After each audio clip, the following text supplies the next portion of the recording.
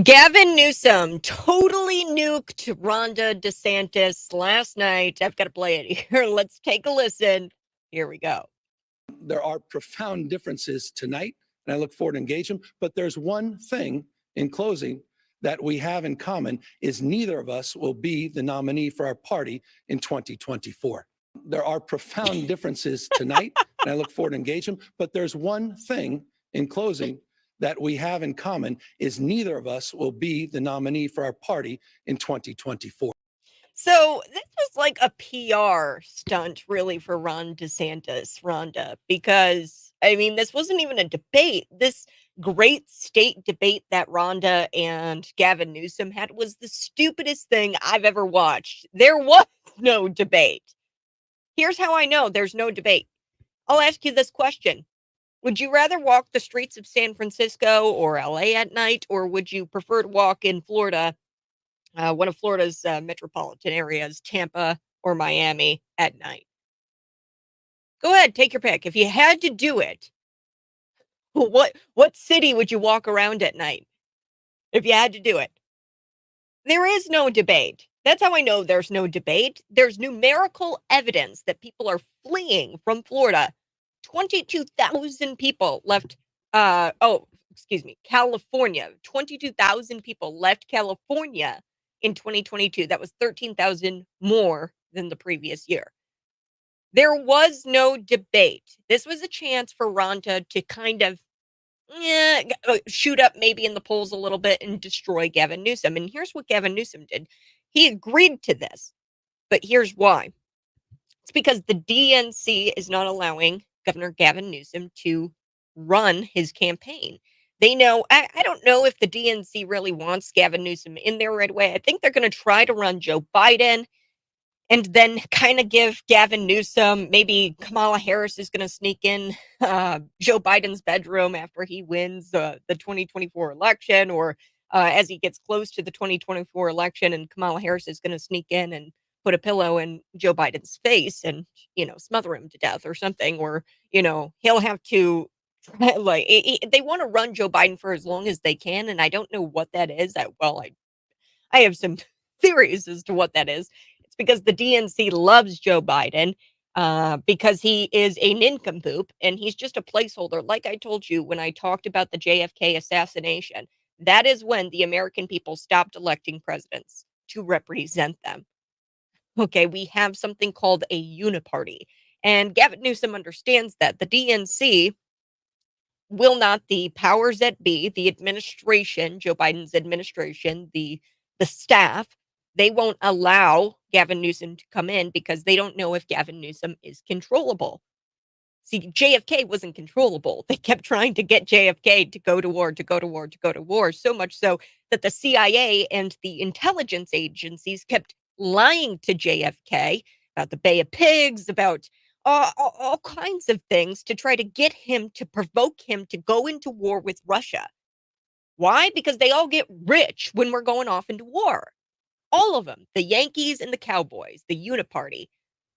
Okay, and they don't know if they can control Gavin Newsom. So they're like, throwing Gavin Newsom some bones here and there. And they're like, oh, we'll let you, we'll say the 25th Amendment, just help us out. Help us out, get Joe Biden elected. So this was Gavin Newsom's pitch to the DNC. Okay, I'm going to go on and debate Ron DeSantis, and I'm going to try to run some PR for the Biden-Harris campaign when I'm here. But here's what I think happened truly in Gavin Newsom's head. With that clip, he goes, well, get this, Ron. None of us are going to be the nominee for our party. So Gavin Newsom took a stab at the DNC there. He's PO'd. He's PO'd that he's not going to be the presidential nominee for the DNC. The DNC is not going to allow it. They're going to run Joe Biden as much as they can. Like I said, it's because they need a nincompoop in the presidency because they need somebody controllable. They are there. So that way the uniparty can continue to get rich and kill people in war and get rich off of killing people. That's really what it is. And Gavin Newsom is mad because he wants to be that placeholder. He wants the prestige. Look at him. He wants the prestige. He doesn't care if he does anything good for For the country? No, he doesn't care about that. He wants to be there so that way at the end of the day, he can say, look at me, I'm the president of the United States.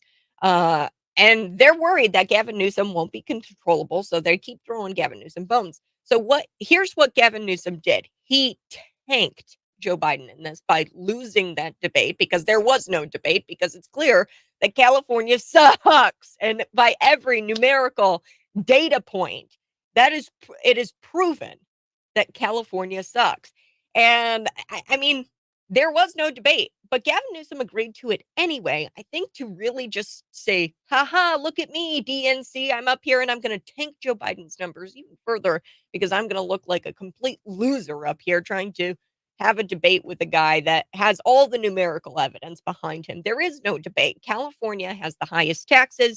There was talk last night in the debate, and folks, this is the morning buzz. I don't even know if I said that. I'm Kat Peterson. I just wanted to jump right in and get talking about this because it just is. I can't believe this is where we're at. Why are we even having this thing at all? Why did Sean Hannity agree to this thing? It's so odd. And I don't know. Comment, YouTube, Facebook, Twitter, and Rumble. Text me at 309-451-9299 if you have any idea as to why they're even having this thing. I've got my theory. I think that Gavin Newsom agreed to it because he wants to say, screw you, DNC. I'm going to get up here and, I'll pretend to try and I'll pitch it to you as me trying to play PR for the Kamala Harris and Joe Biden campaign. But really, I'm going to tank you guys. And you're going to be forced to either coordinate me into this nomination or I'm going to keep having these debates and I'm going to keep making Kamala Harris and Joe Biden look like goofs. But I don't know. This is so weird. It's just so odd. California, like I said, they've got the highest taxes. I'm going to get into why this wasn't a debate. All the numerical evidence points to Florida being a better state. Okay. Their income tax for top earners is at 13%. And for lower income people, it's at 6%. For Florida, it's 0 across the board. There is no income tax in Florida. Now, property taxes in California are a bit lower than everything else. Everything else is higher. The overall tax burden is heavier in California. Like I said, it is the state with the highest taxes. I think we are the second highest. We've got the second highest property taxes for sure, but we're pretty close here in Illinois. Let's take a listen here because I want to talk about how Gavin Newsom tried to say that if the consumer taxes are higher, then the burden is on the lower class, the working class, people, which is just utter crap because his consumer taxes, his sales tax is higher. Everything is higher in California, really, except that property tax. That's where Florida beats California in property tax. But he uses that to justify high income taxes across the board, even on lower income earners. So let's take a listen here to this. I thought this was actually a cool move by Ron DeSantis. I will say that Ron DeSantis was holding his own, but anybody could have done that. Literally, I could have done that. I could have gone up there and debated Gavin Newsom. Because just the numerical evidence, it doesn't take a rocket scientist to, just the mere question, would you rather walk in downtown Tampa late at night or would you walk in LA late at night? Yeah, well, what would you rather, because you're not going to come out with your life if you walk in downtown LA at night. Okay, so let's take a listen here to Ron DeSantis because he completely destroys Gavin Newsom in this single clip here. Great natural twice. Excuse me, sir. But one of the things that I did, I was talking to a gentleman, a couple. Guys, I'm gonna let the debate breathe. But it's his turn. Let's take turns. So I was talking to a fella who had made the move from California to Florida, and he was telling me that Florida is much better governed, safer, better budget, lower taxes, all this stuff. And he's really happy with the quality of life. And then he paused and he said, by the way, I'm Gavin Newsom's father-in-law. So we do count Gavin's in-laws as some of the people that have fled California and come to the state of Florida. And why are we getting people to come? We have a 50-year low in the crime rate. You don't see in the last 10 years, we've had a 45% decline in homelessness. California's had a 45% increase in homelessness. We back the blue. I was walking the streets of San Francisco a couple months ago, and I had some of the cops in San Francisco do a beeline to come over to me, and I didn't know what they were going to say. And they're like, we want to thank you for standing for law enforcement because we don't get that support in the state of California. So people understand quality of life matters. They understand that Florida's doing it right. And I can tell you the numbers speak for themselves. We have way more people moving to this state than leaving. Gavin can't say the opposite. More people are leaving. So there you have it. Ron DeSantis completely destroying Gavin Newsom there. He says, look, his own father-in-law. And that's what's really funny because, folks we're in Illinois, California, they go hand in hand. And Governor J.B. Pritzker's own daughter, I think she lives in Florida or she frequents Florida and she rides horses and goes to the bars in Tampa. Okay, so like that's Teddy Pritzker. Go look at her Instagram. It's just a fact. Okay, so Gavin Newsom, your argument is completely destroyed if your own family is leaving California to go to Florida. JB, people are not coming to the state of Illinois and living in the state of Illinois. People are not doing business in the state of Illinois. It was incredible. I'll share with you our unemployment numbers. And JB got out there and tried to say that, oh, we've created like 4,000 jobs in the state of Illinois. No, you've lost like thousands of jobs. I'm pretty sure it's like 123,000 jobs since JB took office. That's how many jobs we've lost here in the state of Illinois. But they do this thing. They do this thing. And like I said, Gavin Newsom was out there trying to say that, oh, he's such a guy for the lower class because he's got a lower income tax on the lower class than he does the higher income people. But folks, he's got higher consumer tax. He's got higher sales tax. He's got all kinds of this stuff. The tax burden is very, very heavy. And this is an old talking point of the left, of Democrats. They tried to say that because Florida Governor Ron DeSantis or Republicans who are pro no income tax, that somehow they are giving a break to, the wealthy or the upper class, and they're against the middle class. And that's just not true. It's utter crap. And it's an old, tired talking point. Okay, Newsom was up there and he tried to go up there to try to defend Bidenomics. I don't really know what Newsom was doing. I don't know if he was trying to say, hey, I tried to go up there and defend Biden and Harris. So this means you guys need to prop me up as the candidate, or the opposite, where he goes and he tries to defend Bidenomics, but epically fails. And now he says, okay, you better make me the nominee, or I'm going to continue to go out there and make myself look like an idiot and make Joe Biden and Kamala Harris's administration look like idiots. So since Sleepy Joe took office, and I only do numerical evidence, okay, Joe Biden, inflation has increased 17.6% since he took office. Grocery prices have increased by 21%. Prices for meat, poultry, fish, eggs have increased by 21%. Gasoline prices have increased by 55%. And airline fares have increased by 27.2%. Okay. Now, he brought up that Joe Biden created more jobs. First, some of these jobs that Joe Biden claims that he created were the ones that came back after the pandemic. So everybody lost their jobs. Okay, now he's including those jobs that came back after everybody lost their jobs during the pandemic, but then went back to their jobs. Okay, so he's trying to count those in those numbers. Those aren't new jobs. Those were jobs that were there, and people came back to their jobs after the pandemic. Now, that's not even all of it. A lot of those jobs that he's talking about are in the public sector. They're not in the private sector. And I'm sorry, but digging a ditch and getting paid via taxpayer dollars is a crappy job, Joe Biden. Okay, so stop it with it. I created the most jobs. That's a lie. And you can't count migrants working 5 jobs a day. Okay, people are working like 4 part-time jobs. Those jobs suck. And you can't count each part-time job that somebody's in. Pre-COVID, let's look at Trump numbers, because I told you I only do numerical evidence. I got to take a break. But when we come back, I'm going to talk about the jobs that Donald Trump created, and then the jobs that Joe Biden created. And then I'm going to talk about and break those numbers down, because you have to look at the numbers in context. Joe Biden's vision is to take your taxes and pay people to do nothing. To do nothing.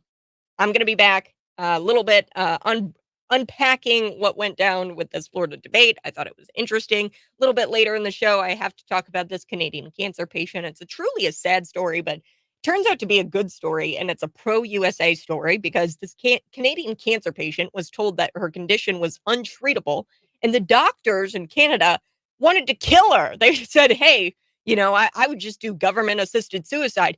And she actually gets life-saving treatment here in the US of A, and she talks about how Canada, their healthcare, it sucks.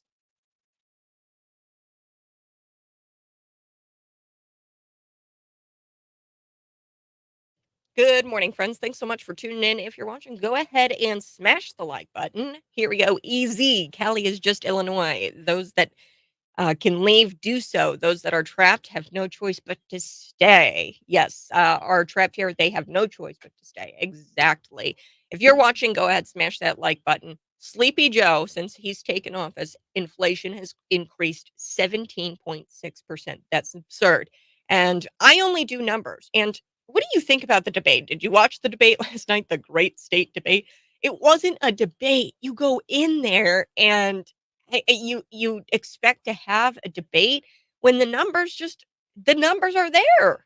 I mean, numerical evidence trumps anything that all of these liberal platitudes, these leftist platitudes that Governor Gavin Newsom tried to spin and he came out and he was like, oh, you're just against the middle class. That is such a tired talking point from the left, and it's exhausting.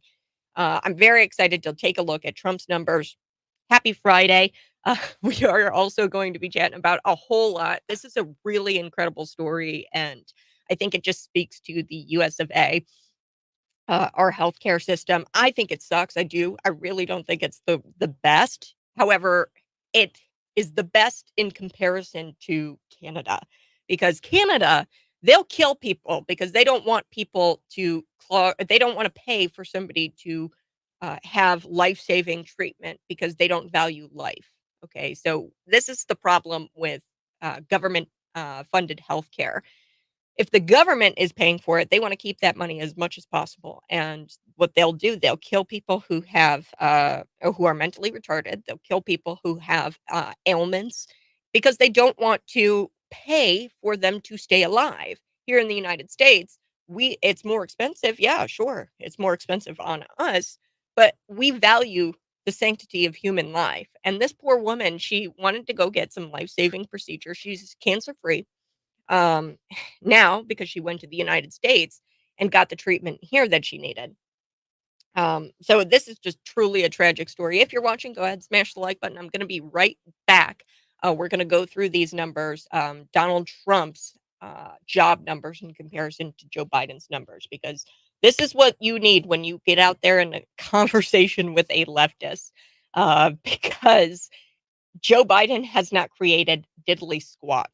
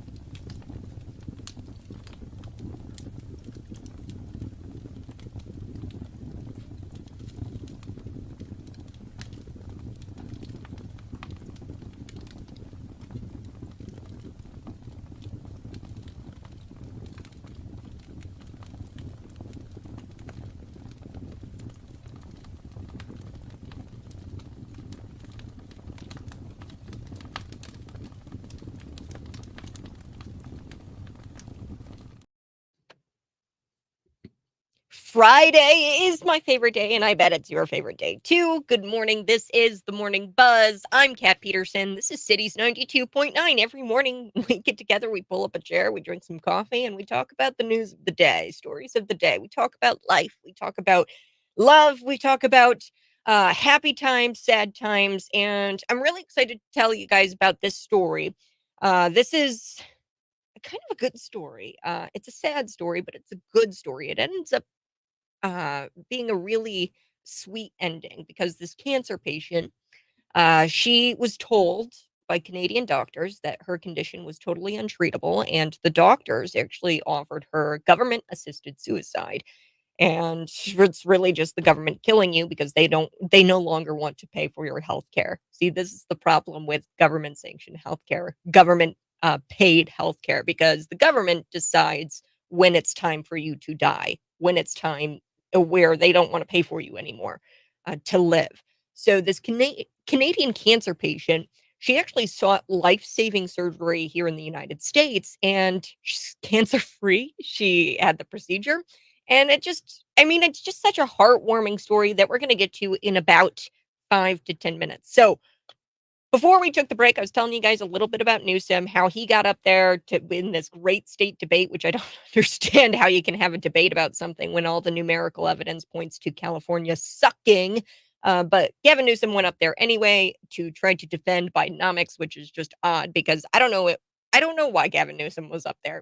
I've got speculation. Maybe he was trying to tell the DNC, go screw yourselves. I'm going to go tank your numbers even further by participating in a debate that I know I'll lose in, because there's numerical evidence proving that my state is terrible and that Democrats are terrible and that Bidenomics is terrible. Or he said to the DNC, hey, I really, really want this position. I want the nomination. Can you please, consider me if I go out there and I try to defend you guys in this state debate with Ron DeSantis? I don't know. He won't admit that he's running for president. The DNC probably doesn't really want him to run for president because, like I told you, they just want a placeholder there. Okay, the Uniparty wants a placeholder there. The Hilleries, the Bushes, they are the Uniparty. The Yankees and the Cowboys. The Cowboys, it's all about the military-industrial complex and big oil. And then on the Democrat side, you've got the finances, the banks, the big banks. Those are the Democrats, the Hilleries. Okay, so the Uniparty wants a placeholder. That's why they killed JFK. Okay, that's why the CIA and Lyndon Baines Johnson killed JFK. Okay, that's why that happened. It's because they want a placeholder president, because they want to continue to go into war. They don't want a president in there that will not allow war to happen. Okay, I don't think it's a coinkydink that JFK fought so hard to not go to war with Russia. His own intelligence agencies were lying to him about the Bay of Pigs, about all kinds of things. And he wasn't going to be provoked into war, JFK. So what did they do? They they shot him. They killed him. What are they doing to Donald Trump because he refuses to go to war and he refuses to bend the knee to the Uniparty? They're indicting him. They've got so many indictments I can't even count them. So I want to take a look at the numbers because this is very important. So Sleepy Joe took off, as I talked about, the inflation increasing 17.6%. Grocery prices have increased by 21%. How do I know that? Not just from the numbers of people doing the data and people doing the numbers. I know that by just going out and getting groceries and having to put stuff back because I can't afford it, because you can't afford it. I get it. Okay, prices for meat, poultry, fish, eggs went up by 21%. Gasoline prices have increased by 55%, and airline fares have increased by 27.2%. Are you not going to see mom this Christmas because airfare is too expensive? That's Joe Biden's America. That's Bidenomics for you. Okay, I just summed it up, Newsom. But he brought up that Joe Biden created more jobs. He didn't bring up inflation. He didn't bring up the increases in groceries or gas or airfare. No, no, no, no, no. Gavin Newsom, of course, brought up this creation of jobs. And I want to break this down because the next time you have a conversation with a leftist, I hope you bring this up because it's so important. They are not new jobs. Joe Biden, the numbers they are counting, these are jobs that came back after the pandemic. So some of these jobs came back after the pandemic, and they're including those as new jobs, which just is ridiculous because those jobs were already there. They were gone for a period of time because of COVID-19. They came back after the pandemic. Those aren't new jobs. You can't count those. And a lot of these jobs that Joe Biden created, they're public sector jobs. And I'm sorry, but digging a ditch, getting paid via taxpayer money, that's a crappy job. And I'm sorry, you can't also count the migrant, the illegal immigrant who's working 5 part-time jobs. You can't count each single job that illegal immigrant is working. Okay, so stop it with the creation of new jobs because you didn't create new jobs. Let's take a look at Trump's numbers, okay? This is pre-COVID Trump numbers, because that's the only fair way to look at this. Let's look at Trump numbers pre-COVID, 183,000 jobs per month. Per month. And then you look at Joe Biden's numbers. That was 147,000 jobs per month. But here's the interesting part that we've got to look at. Private sector growth. Donald Trump was 163,000 jobs per month. So of the 183,000 jobs per month, 163,000 of those jobs were private sector jobs. Joe Biden, guess what? It's 113,000 private sector jobs. So there you have it, folks. That's what most of these jobs that he's got going on. It's the public sector's jobs. Joe Biden's vision, Democrats' vision, is to take your taxes from you, your hard-earned dollars, because you create a product. Okay, you create a product at work, you get paid, you earn money. Okay, much like I'm creating entertainment, I create a product. We sell commercials to sponsors, and in exchange, they get more people into their business. Okay, we are providing a service. Okay, and this is a private sector job. And what they're doing, they're taking my hard-earned money, your hard-earned money, whatever you do for a living, they're taking your hard-earned money and they're taking it and they're giving it to some sap who does nothing in the public sector. And there's no clearer example of this than public education. So let me explain to me how education administration keeps growing and student enrollment keeps dropping. That doesn't make any sense to me. Why are we adding more teachers, more administrators? And really, we're not even adding more teachers. It's growing more than the student population. The growth is larger than the teacher growth is larger than the student growth. But we're really where the growth is in these public education indoctrination camps. They're growing in administration.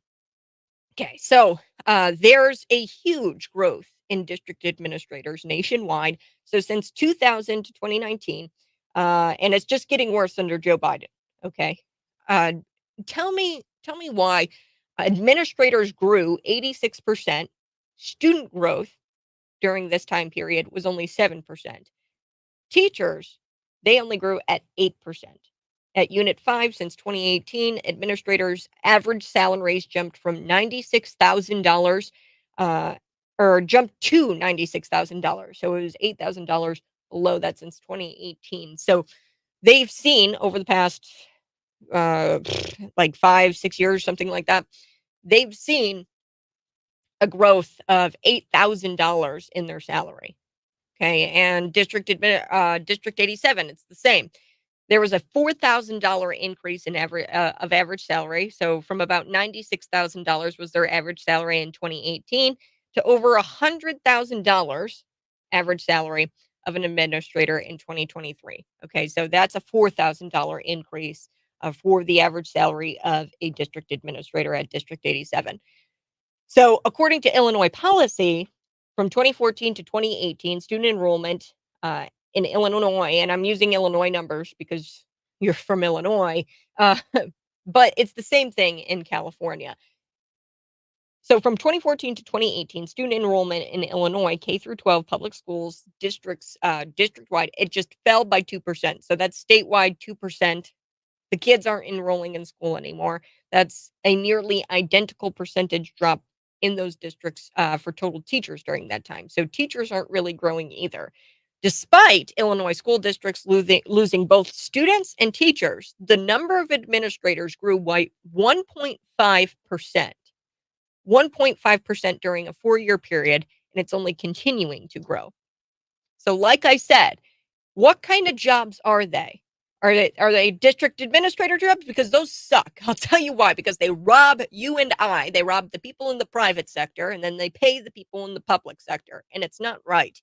And because there's no kids. There's no kids. The student enrollment is dropping, but yet there's more district administrators, which doesn't make any sense. So, unemployment rate in Florida. Another number. Look, it wasn't a debate. You can't have a debate when you have numerical evidence that California just sucks. Unemployment rate in Florida is 2.8%. California is 4.8%.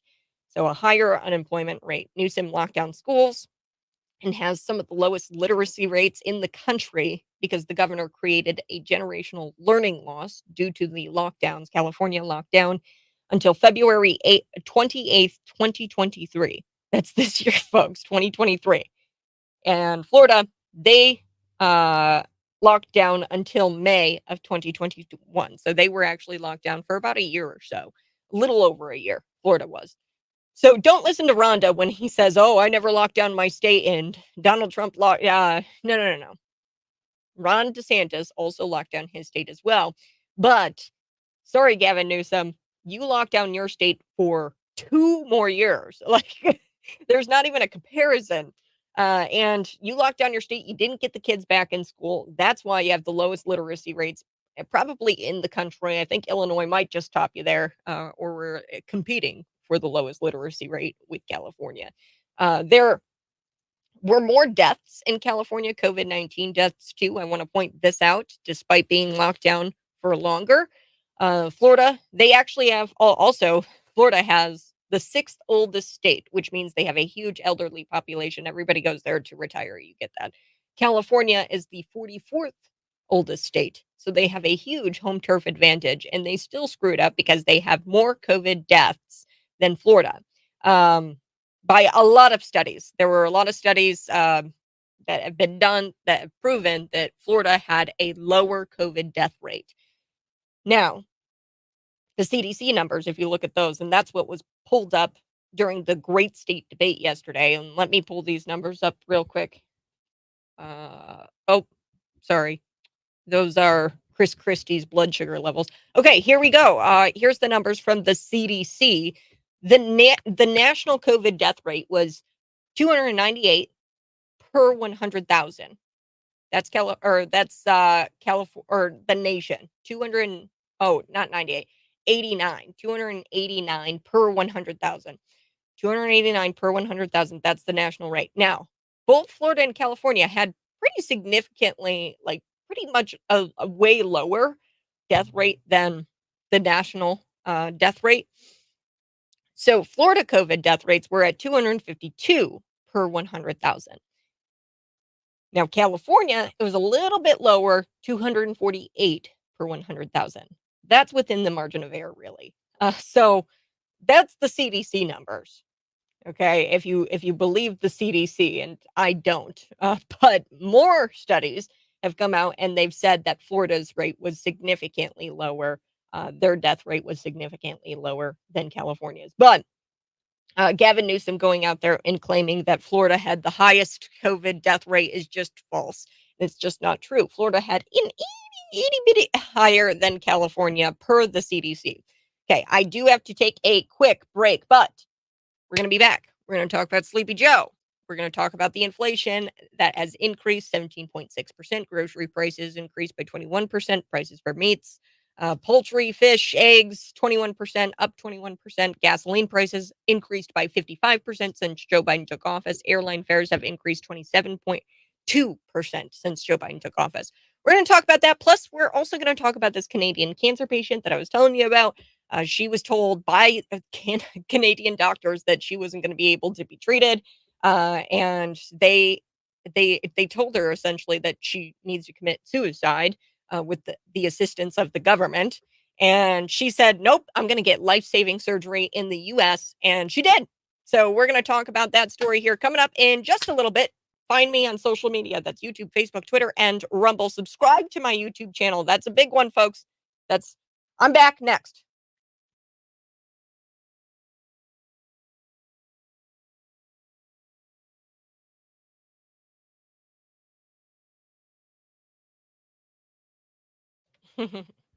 Yeah, that's true. Look, Gavin couldn't accept the factual data last night. Yeah, he just got out there and he repeated the old, tired leftist platitudes that Governor Ron DeSantis is against the middle class and that Florida had the highest COVID death rates. And all of that's just not true. And Gavin Newsom came out there just repeating leftist platitudes. And it was very clear that this wasn't a debate. You can't have a debate if numerical evidence proves that your state sucks. And let me just ask you, the listener, would you rather go walk downtown in LA at night or, say, Tampa at night? I'll tell you what you'd choose. You'd choose Tampa because you'd want your life. Okay. The crime statistics are crazy.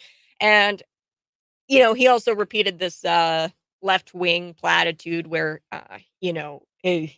Ron DeSantis thinks that migrants are illegal and no human being is illegal, and he treats those migrants like pawns because Ron DeSantis shipped them to an empty parking lot in California. I thought California was a sanctuary state. I thought you wanted them, okay? And he was trying to say that Ron DeSantis was this boogeyman who just doesn't care about human life, which just isn't true.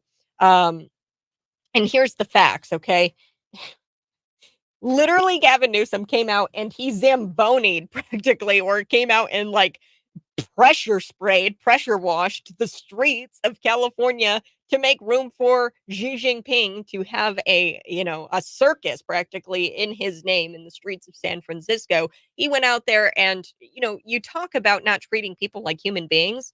Look at your homeless population. And then look what you did to the homeless population when Xi Jinping was in town. You went in and you cleared them all out like they were like it was trash in the street, and you just zambonied them and you just plowed them all over and you started sweeping them to the sides and you put up fences.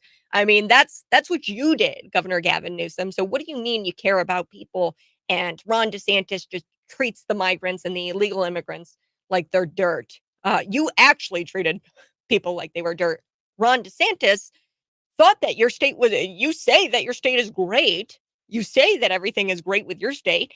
Ron DeSantis was just simply giving you what you want. You said that you're the sanctuary state, that no human being is illegal. You're constantly virtue signaling about immigration.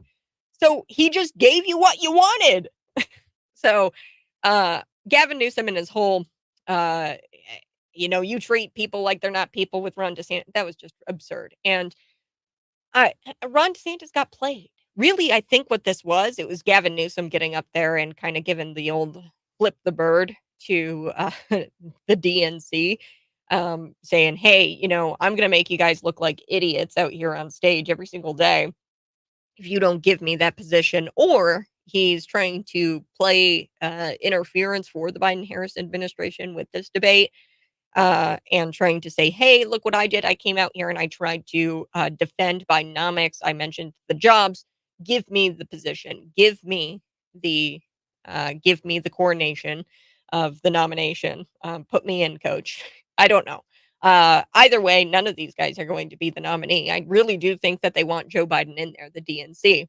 I don't know how they're going to be able to do this. I mean, they're going to have to put somebody in a skin suit to pretend to be Joe Biden. And like I said, I've gone through this before. And if you missed my Thanksgiving show, you need to take a listen to it because it was explosive with the JFK assassination. They want a placeholder. They're not looking for a populist nationalist president. They're not looking for a president elected by the people for the people. They're looking for a placeholder. They're looking for somebody who won't cause any waves. They're looking for somebody who is quite literally crippled and disabled. So that way they don't have to worry about the president stepping in and saying, no, we're not going to war. Because the Uniparty loves war. The Yankees, the Cowboys, the established Republicans, the established Democrats. And I've gone through this before. There's four parties. There's There's us, the Trump camp, the conservative Christian folk who want is what well, really, it's just America first. It's America first. And then you've got these deranged leftists like AOC, these socialists who think they know what's best for the country, but they have this really screwed up vision of what would be best for the country. And I'm going to get to that here in a second because we see how it plays out in California or in Canada. Then you've got the two establishments, the Democrats and the Republicans, the Yankees and the Cowboys, and these people are beholden to special interests. We're going to be right back in just a little bit. Just hang out for 30 seconds or so.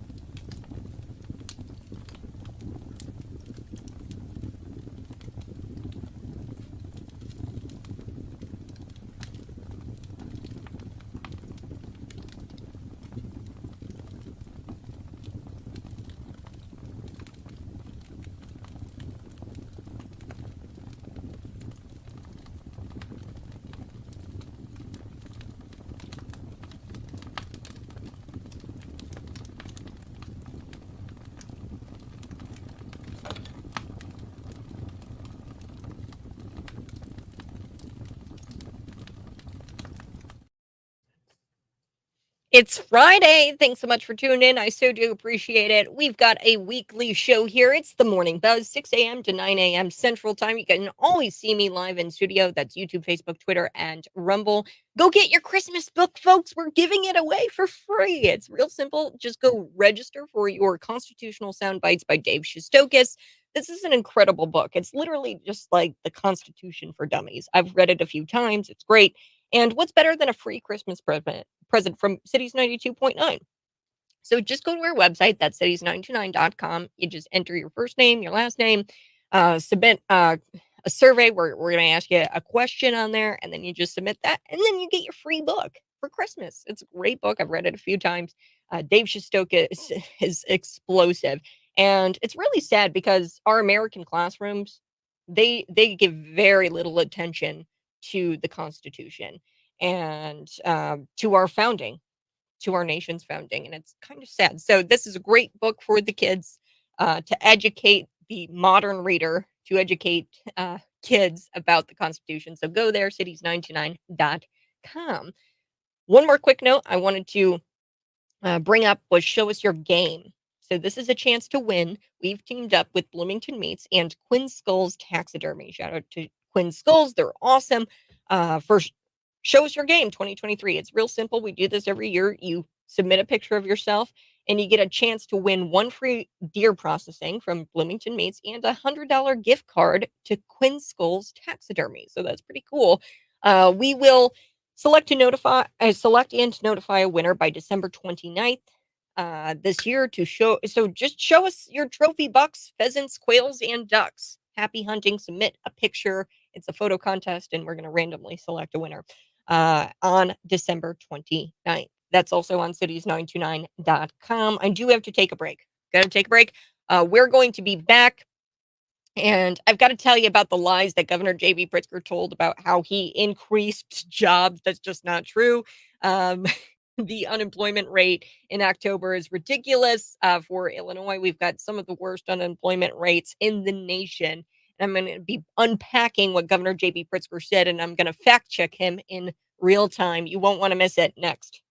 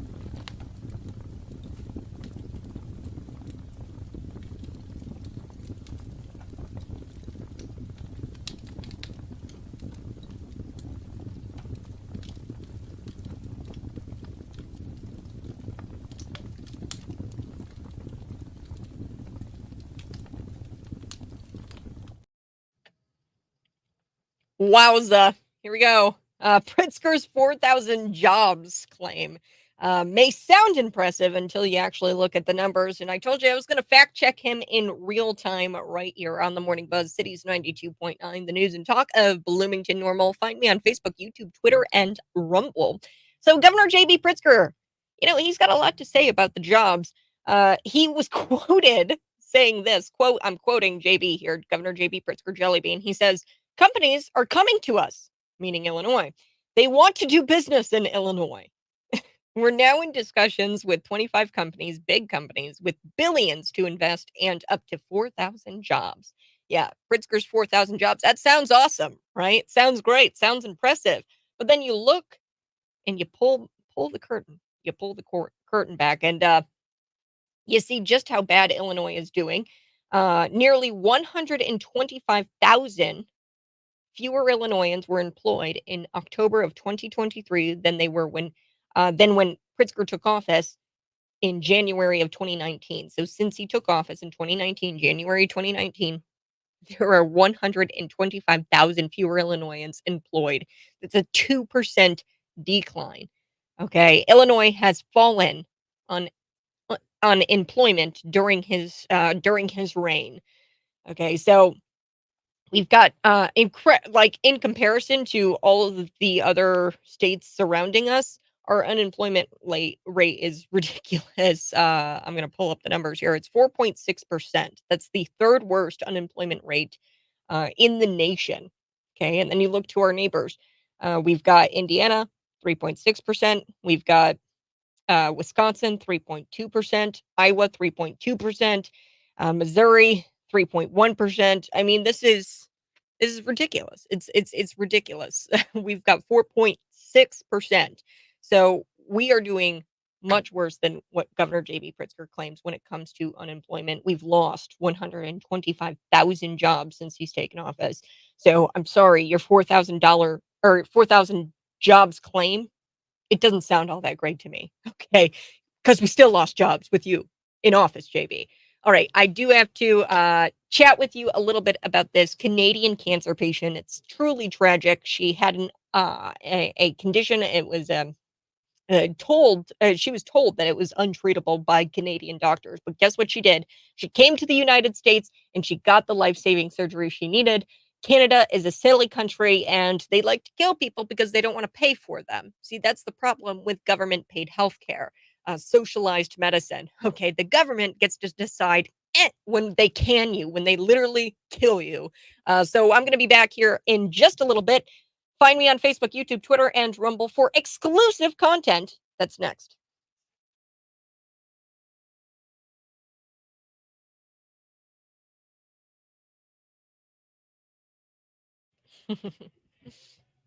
Anytime Pritzker speaks, I smell gas.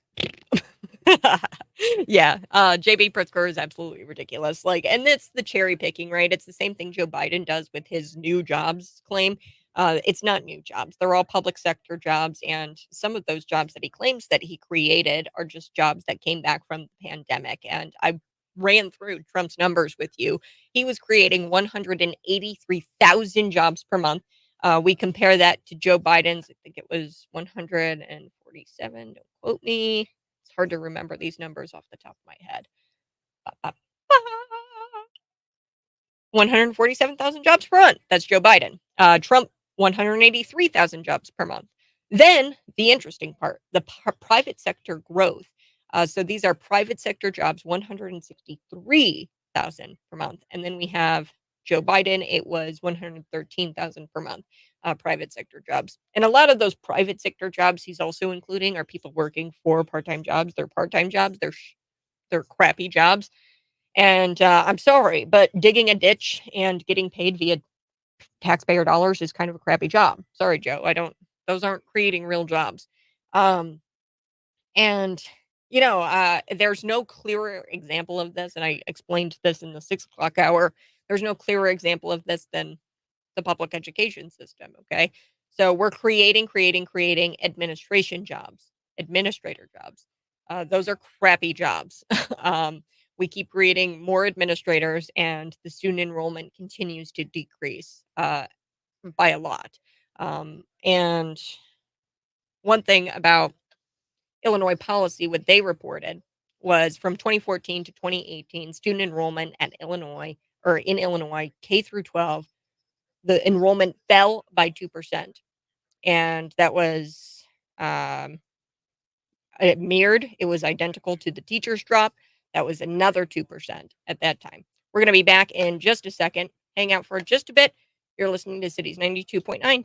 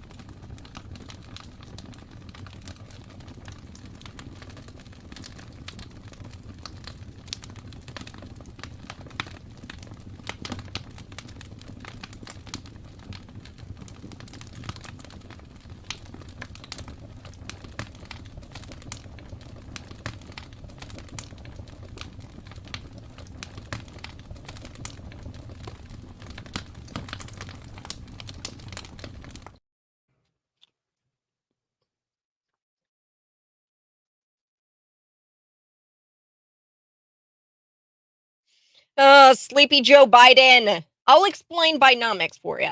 Okay, Sleepy Joe Biden, when he took office, we've seen so far an increase of 17.6%. It's very number heavy this morning, folks, here on the Morning Buzz. And I know it's Friday and you might have checked out for the weekend already, but stick with me because the numbers are important. Grocery prices increased 21%. Price for meats, poultry, fish, eggs, 21%. Gasoline prices increased by 55%. And airline fares, did you want to go see mom this Christmas? Too bad, because guess what? They increased 27.2%. And, you know, Governor Gavin Newsom, he tried to bring up Joe Biden and how he created all of these jobs. And I broke down for you in the 6 o'clock hour how that's just a flat out lie. Joe Biden didn't create jobs. He's counting those jobs that came back after the pandemic. And he's also counting these public sector jobs. And I'm sorry, but digging a ditch via the taxpayer dime, that's a crappy job. You're not creating good jobs, Joe. And we looked at Trump's numbers and Biden's numbers in comparison. And Donald Trump created way more private sector jobs than Joe Biden could even dream of. And Joe Biden is also counting part-time jobs that these migrants, these illegal immigrants have. Okay, I'm sorry, but an illegal immigrant working 5 jobs, those jobs shouldn't count just because an illegal immigrant comes here and works 5 different part-time jobs. Those jobs should not count. And Governor Gavin Newsom, he didn't bring up how California has a higher unemployment rate. He didn't bring up how people are leaving. 22,000 people left California for Florida, or for Florida, I think it was. They moved just to Florida. That's not even, or no, that's left. They left California, not for Florida, but they left California, 22,000 people. I got to go look up that number. I think I've got it somewhere, but there's a mass exodus from California. So 22,000 people left in 2022. They left California. That's 13,000 more than the previous year. And I ask you this question. It's real simple. There's no debate. I'll ask you this question. Would you prefer to go walk in downtown in LA at night, or would you rather walk in Tampa at night? I mean, there is no further explanation than that, because if you say, "Oh yeah, I'd walk in LA at night," you're not going to live to tell the tale the next day, to tell the story about what your walk was like in LA. So this hour, what are we hitting? We're going to talk about Sleepy Joe's time in office here. Inflation has increased 17.6%. Grocery prices, 21%. We're going to break down these prices. Plus, crime-ridden DC, Washington, D.C., spent $270,000. And I got to check my notes here. Let me pull them out because I can't believe it. $270,000 to repaint the word, or not even, I don't even know if it's the full words. I think it's just BLM outside of the White House. So they're spending a bunch of money to repaint the BLM lettering outside of the White House. This is absurd on the street. I'll explain in just a second. Canadian cancer patient, and I've been wanting to get to the story all day, and I will. Doctors, they told her, well, you're not going to live, so we're just going to have to kill you. Would you like government-assisted suicide? And then she goes, no. And she goes and she gets her life saved by a surgeon here in the United States. And that just speaks to government-paid healthcare, socialized medicine. It's the government's decision. When the government pays for it, the government decides when they kill you. The government decides how much they spend on you and your health. And it's truly evil what they did to this woman. So we're going to talk about it. We all know actions speak louder than words. Actions speak louder than words. So when officials spend resources to virtue signal their support to an anti-police institution, PLM, let's just say it doesn't take much to see where their priorities are. Okay, officials are spending all of these resources. They're spending $270,000 to virtue signal their support for an anti-police institution. That's BLM. Let's just say it doesn't take much to see where these people's priorities are at. Washington, D.C., the Department of Transportation, they're going to repaint the Black Lives Matter slogan on the street in the nation's capital at the cost of over $270,000 at the taxpayer's expense. That was announced by Judicial Watch, folks. And here's what happened in June of 2020. After the days of protests and riots in D.C. were led by Black Lives Matter and their movement, a team of artists, residents, district employees, and demonstrators painted the words. So it is the full words. It's Black Lives Matter. It's this 50-foot tall capital letters, and it resembles they've got like 3 stars in it's like a logo, and it's like it's their logo. It's like an equal sign. I don't know. But it's on the street right near the White House. They painted this 50-foot tall capital letters. It's not even like that cool of a sign. I think that it's very basic. It's just mainly like capital letters painted on the ground. And the following day, demonstrators painted defund the police, a key demand of Black Lives Matter and their movement. And that's really their message, is to defund the police. So the painting uh, in the slogan occurred 1 month before DC city council sanctioned $15 million cut to police funding in 2020. So the DC city council cut the funding 1 month before uh, DC. Oh, the slogan occurred 1 month before they did it. So they painted that slogan on the street 1 month before the DC City Council decided to cut the police station by $15 million there. So this is absurd. So I'm going to give you some stats. I told you it's very number heavy today about the crime, and the latest statistics from the area show violent crime is up 40%. So since that cut, since the $15 million cut to police funding back in 2020, we've seen a 40% increase in violent crime this year. And then you compare that to the previous year, which was 25%, or 40% to the previous year. And then you look at homicides, and those surged 25%. So violent crimes up 40% from the previous year, and then 25% in violent or homicides. That's how much those have increased. Crime is up. Statistically, crime is up since this $15 million cut to police funding in 2020. So here it is.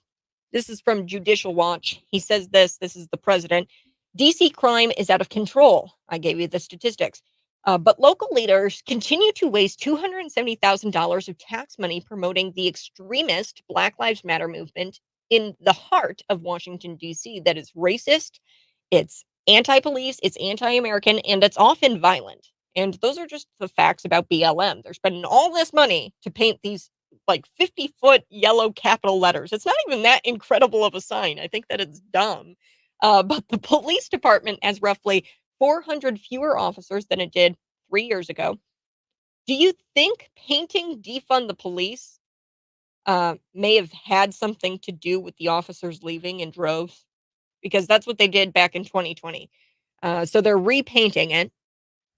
This 2020 artwork, a bunch of artists, residents, district employees, demonstrators, they painted this. Now, I guess they're repainting it.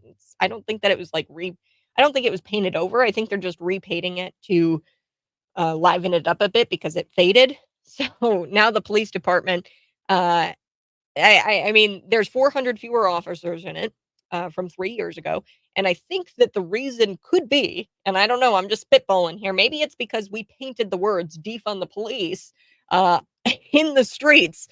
So the city council approved $526 million police budget for 2023, which was nearly $100 million less than the budget in 2020. So they've been cutting the police budget in Washington, D.C. So that's what the city council has been doing. They've been cutting it. It's cut by like $100 million. It's less than what the budget was in 2020. So I don't know if the officials are getting the picture here. The city council has enacted pro-criminal policies that have caused crime to skyrocket. Crime is exploding in DC, but hey, why not? Why not spend all of our resources? Why not spend taxpayer money on an organization whose ideology arguably helped enable this whole mess? How much safer do you think residents feel now that they're finally painting over that sign?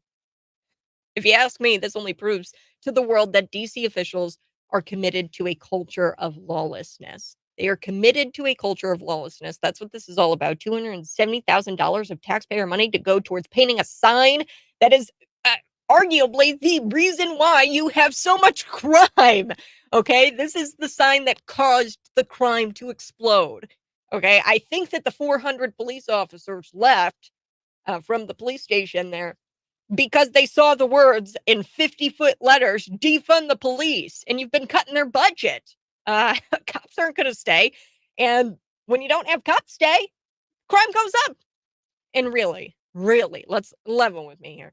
Does it really take $270,000 for for cans of yellow paint to paint that ugly sign? No. All right, I do have to take a break here in just a little bit, but we're going to talk about Joe Biden because this is hilarious. And Democrats, they do this thing. The party does this thing. It's called psychological projection. And that's what they're best at. So, projection is a psychological mechanism in which a person or group accuses another of doing what the accuser is actually doing. Okay. So, the Democrat Party, and rather than own up to the consequences of his actions, Joe Biden, the leader of the free world, gosh, that's a scary thought. The leader of the free world, that's Joe Biden. President Joe Biden, former Vice President Joe Biden, said that the prices are too high, and he pointed a finger and he said that it's the companies who should lower the cost of goods. So he's blaming businesses for inflation, and it's time to, quote, stop price gouging, which makes a whole lot of sense. Now, I'm back in just a little bit. You can see me live in studio. That's YouTube, Facebook, Twitter, and Rumble.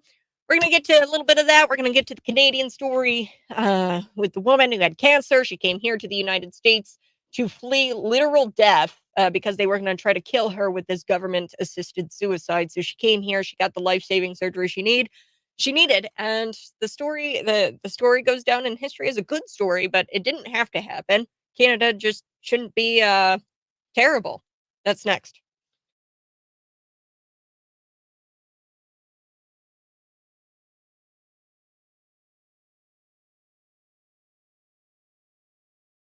Good morning. Hey, thanks so much for tuning in. If you're watching, go ahead and smash the like button. We're going to be back. I'm going to dig up some more numbers here, and I'm going to share them on the other side when it comes to California, because there was this great state debate that Rhonda, and Governor Gavin Newsom had, and we're going to unpack a lot of what was said at that debate. So keep it right here.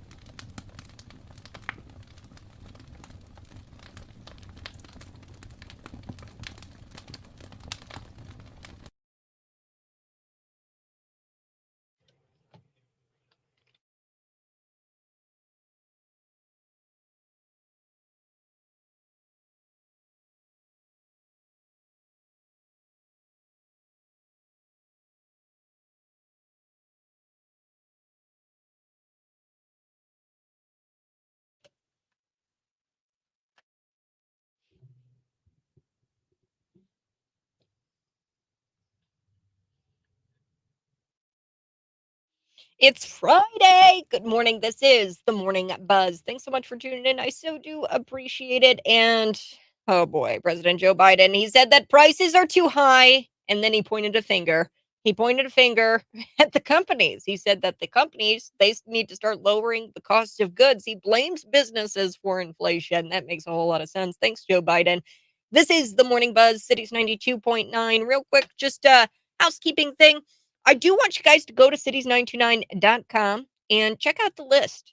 Support our seniors. We're bringing Christmas joy to those in long-term care facilities. Again, this year we've teamed up with the McLean County Nursing Home, and we want to bring the residents some gifts. And you can drop off your donations right here at the studio. It's 108 Boykins Place in Normal during normal business hours. That's 8 a.m. to 5 p.m.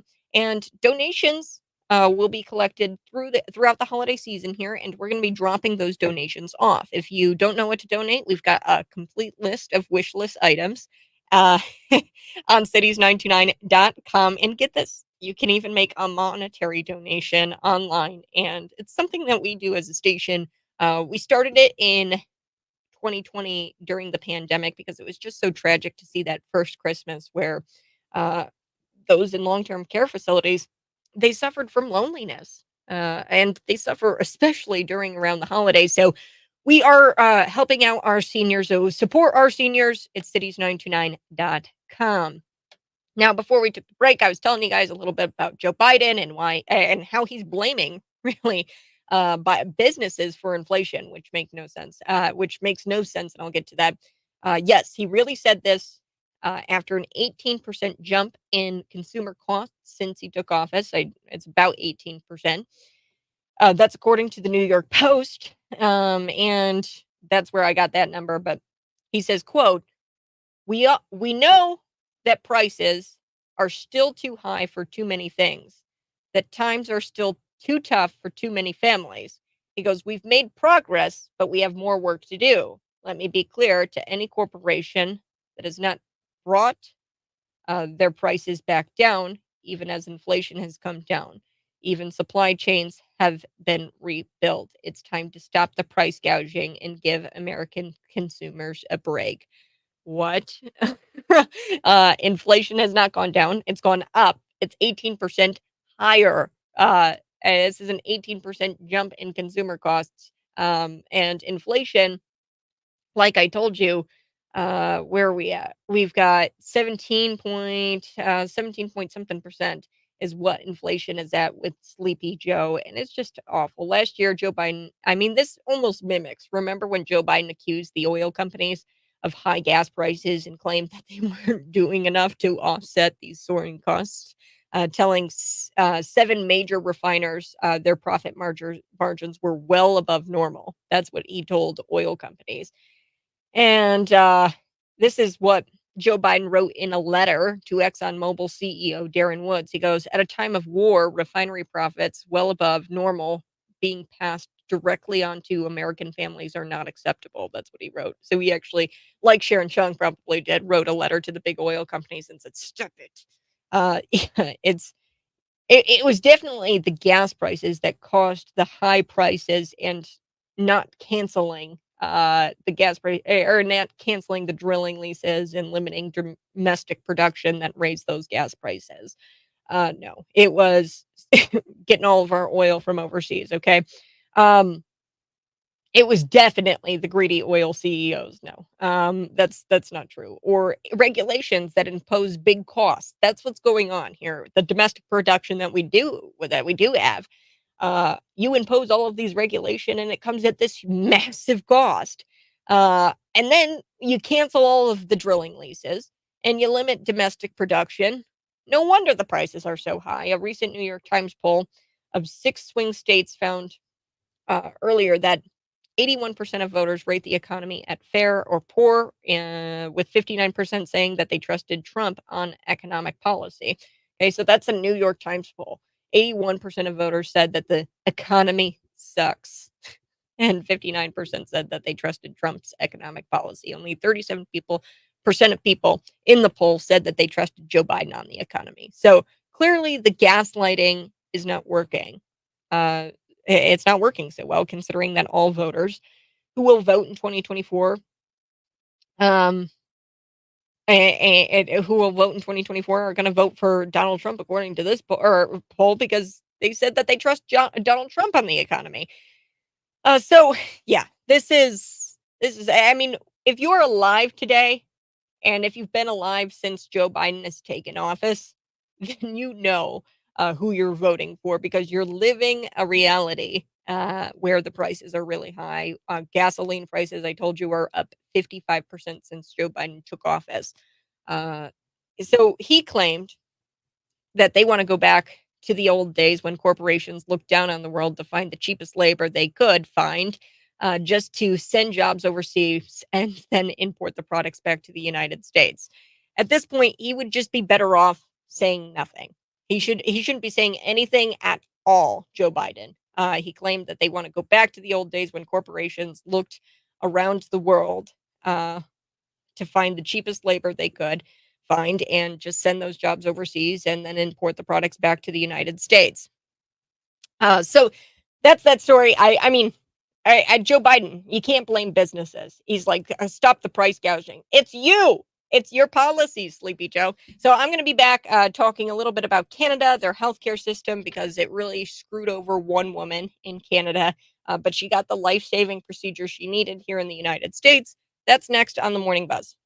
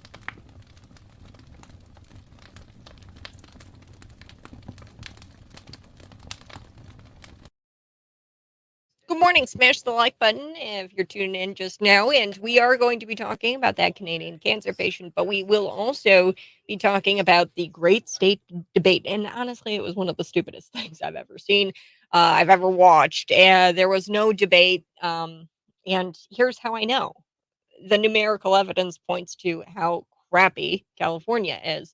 And I'll ask you this question.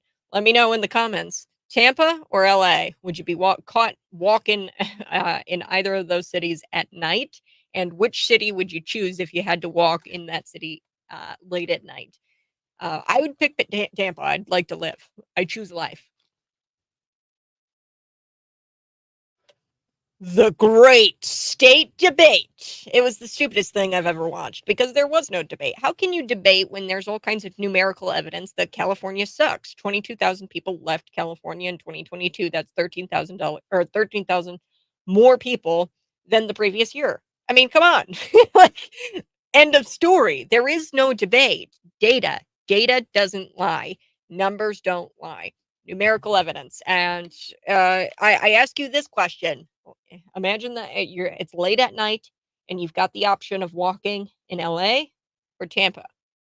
What major metropolitan area would you walk at like 1 a.m. in the morning? I mean, if you had to choose. I don't recommend walking late in any city because Tampa, in comparison to other parts of the state, is terrible as well.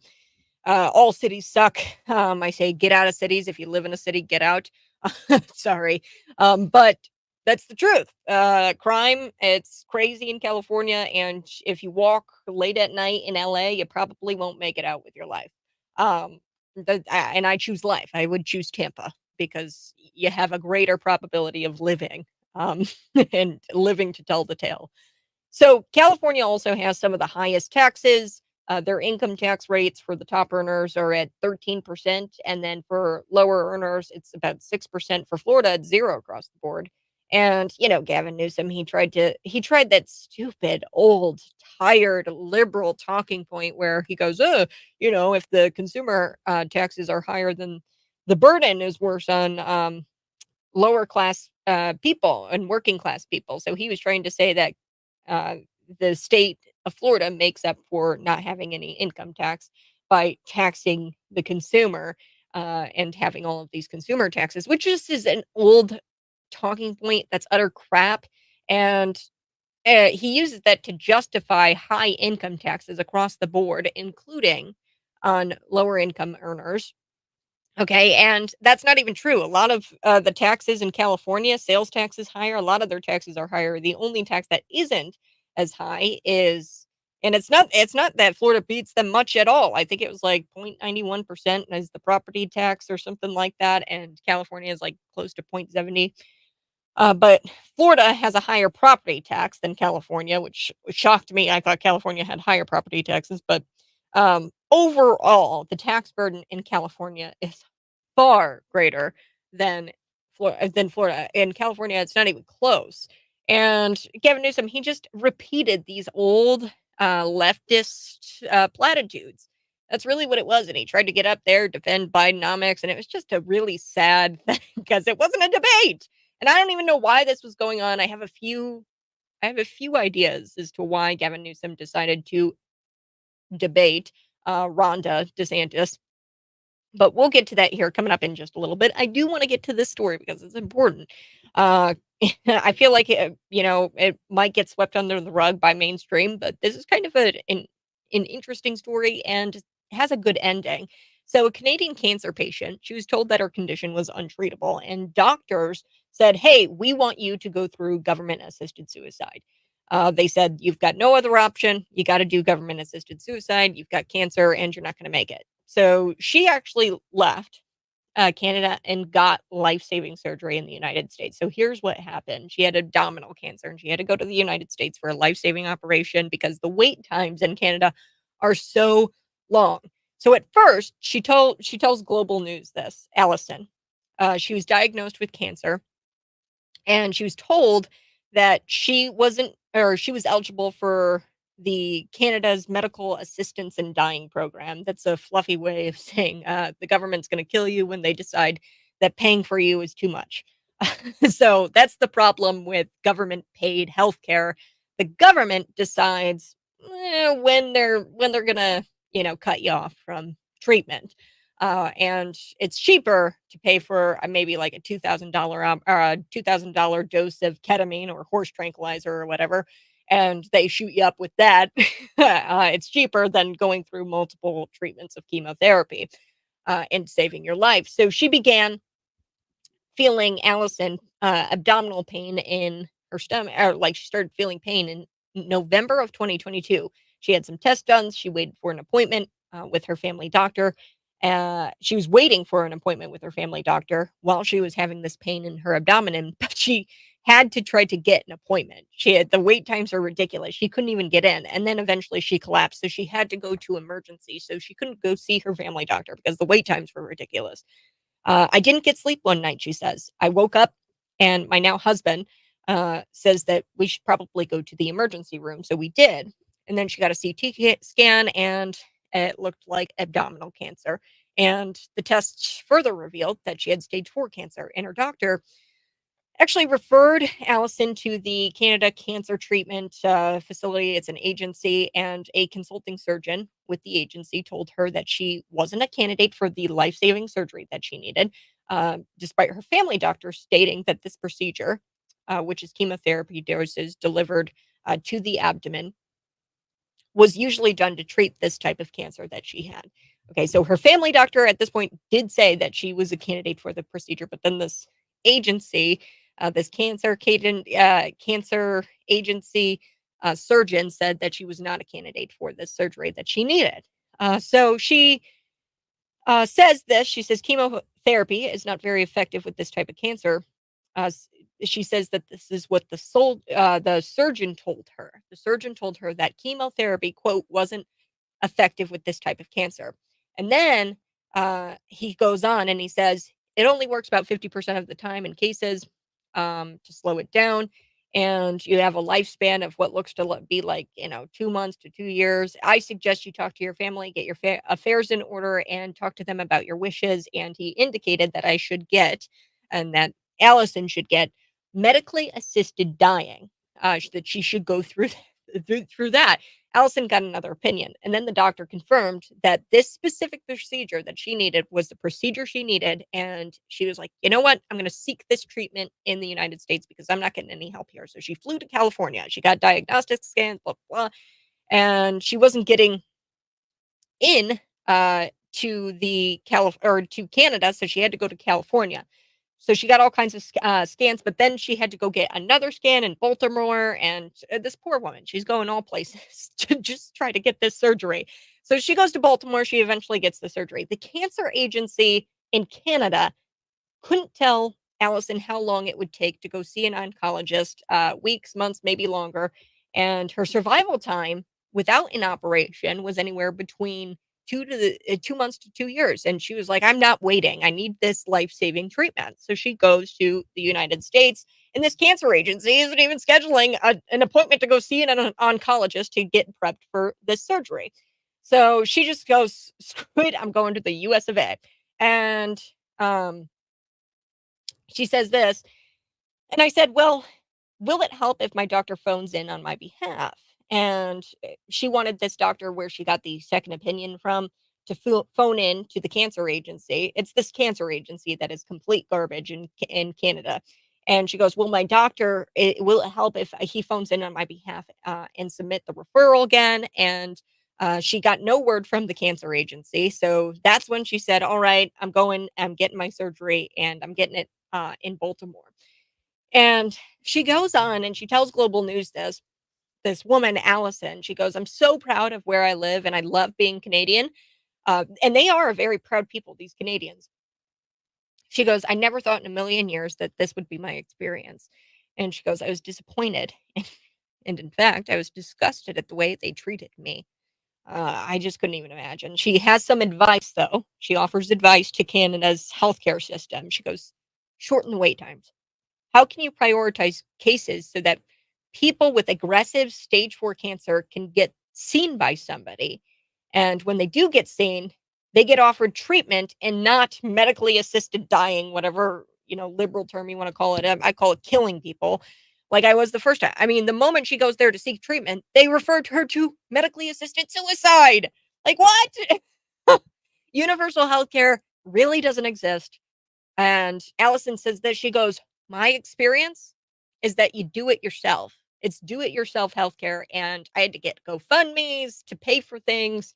She had to pay for all kinds of scans here in the United States because Canada wasn't helping her because the wait times were too long. And the agency just kept saying, well, we're not going to schedule a surgery. And she goes, well, will it help if I get my doctor to call in? And they're like, so wait times have become such an issue for Canadians that tens of thousands of them leave the country to seek medical treatment elsewhere, usually the United States. In 2016, 63,000 Canadians sought foreign health care, according to a 2017 report released by the Fraser Institute. Socialized medicine in Canada is not free. It's not free. It comes at a cost, and it comes at a high cost because now what you've done, you've taken government-funded healthcare and you've given all of the power over to the government, and they get to decide when to cut you off from the funding. So they get to decide your wait times. They get to decide how they're going to treat you, and if that is cheaper to pump you full of horse tranquilizer and kill you, they're going to go that route instead of giving you the life-saving treatment that you need. The average Canadian family, by the way, it's not free. Okay. When I say free healthcare, it's really not free because guess what? The average Canadian family pays over $12,000 in taxes on government funded healthcare. So there you go. It's not free. It's not free. So I do have to take a quick break, but I'm glad that we got to that story. It's very important because the US of A, like I say, I don't think that we have the best healthcare. Definitely not. But we definitely don't have doctors in this country telling people, maybe it's just best if you die. Maybe it's just cheaper if you die. So we're going to help you do that. Here's some horse tranquilizer and get your affairs in order. I've never, ever heard of a story like that in the United States. I'm back here on the buzz coming up in just a little bit. We are going to be talking about I love this. Governor Gavin Newsom, he just gets out there to try to debate, but he just gets completely destroyed because guess what? Numbers don't lie. I've said that for years now. I'm back.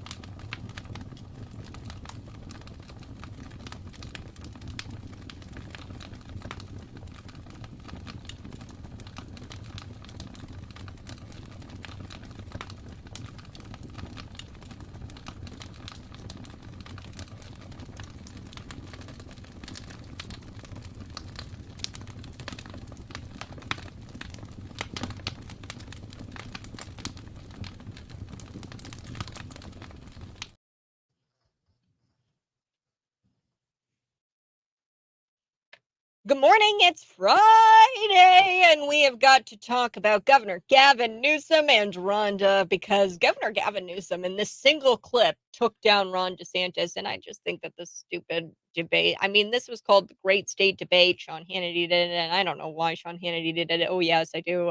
Sean Hannity is a bit of a self-absorbed news anchor. I love Sean, but he's a bit self-absorbed, and I think that he thinks that this was going to be a smash hit, and it just wasn't. I mean, there's no debate to be had when you look at the numerical evidence, and it was just a silly thing to have.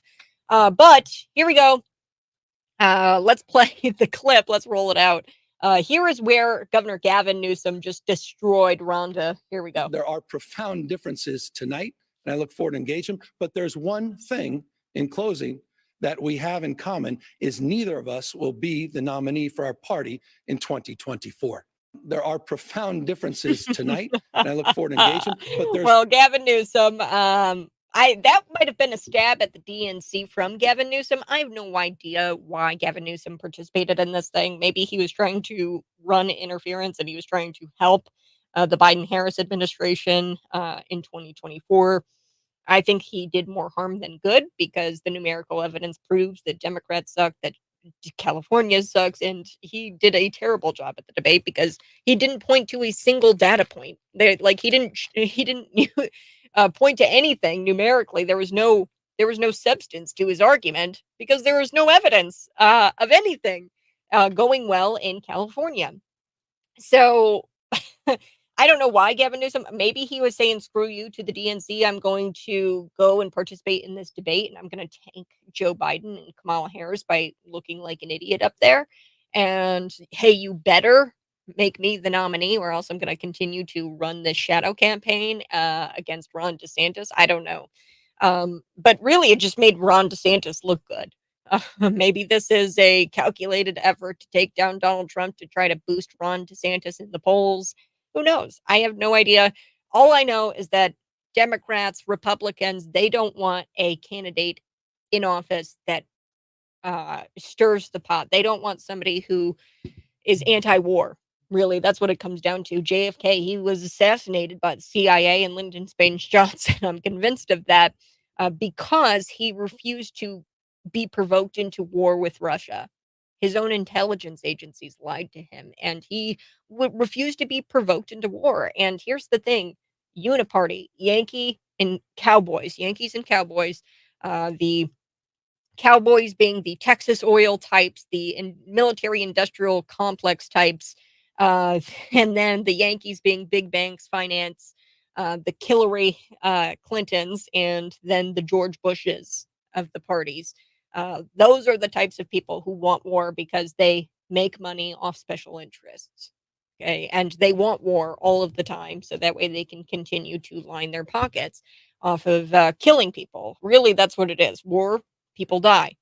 They don't mind people dying in all of these different countries because they all get to make money. Why do you think we didn't have any new wars under President Donald Trump? Because he's not uniparty.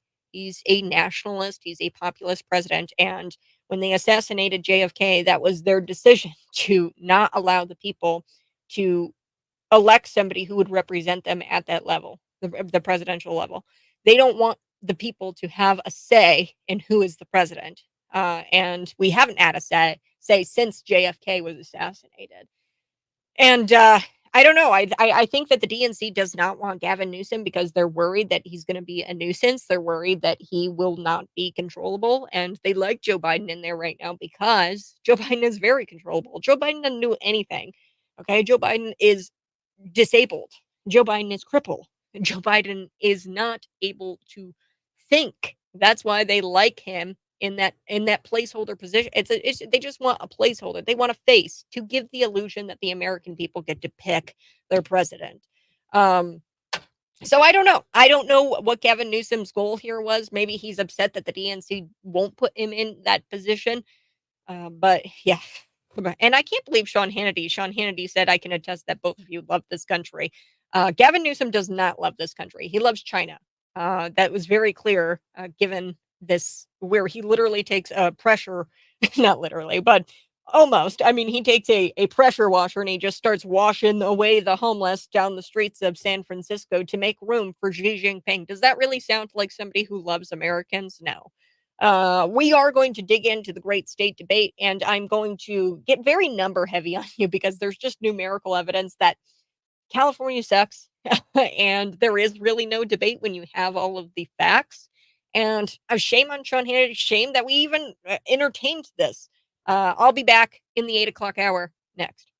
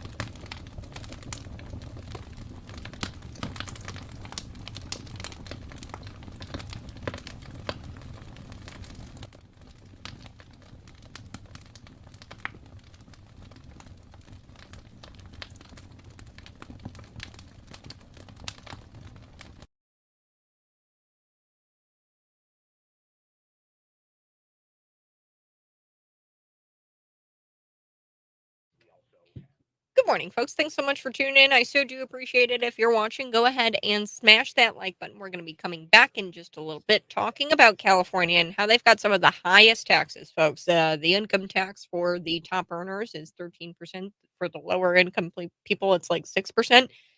Florida, their income tax, they have no income tax. It's zero across the board for everybody.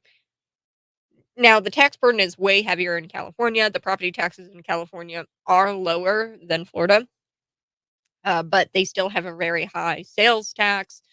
So Governor Gavin Newsom, what he tried to do was try to say that the consumer tax, if those are higher, then that's a burden on the lower class people, and that Ron DeSantis is big bad against the middle class, and that's just not true. It's an old talking point, and I'll explain why here in just a second. For our radio friends as well, smash the like button if you're watching. Subscribe to the YouTube channel. That's Cat Peterson 929.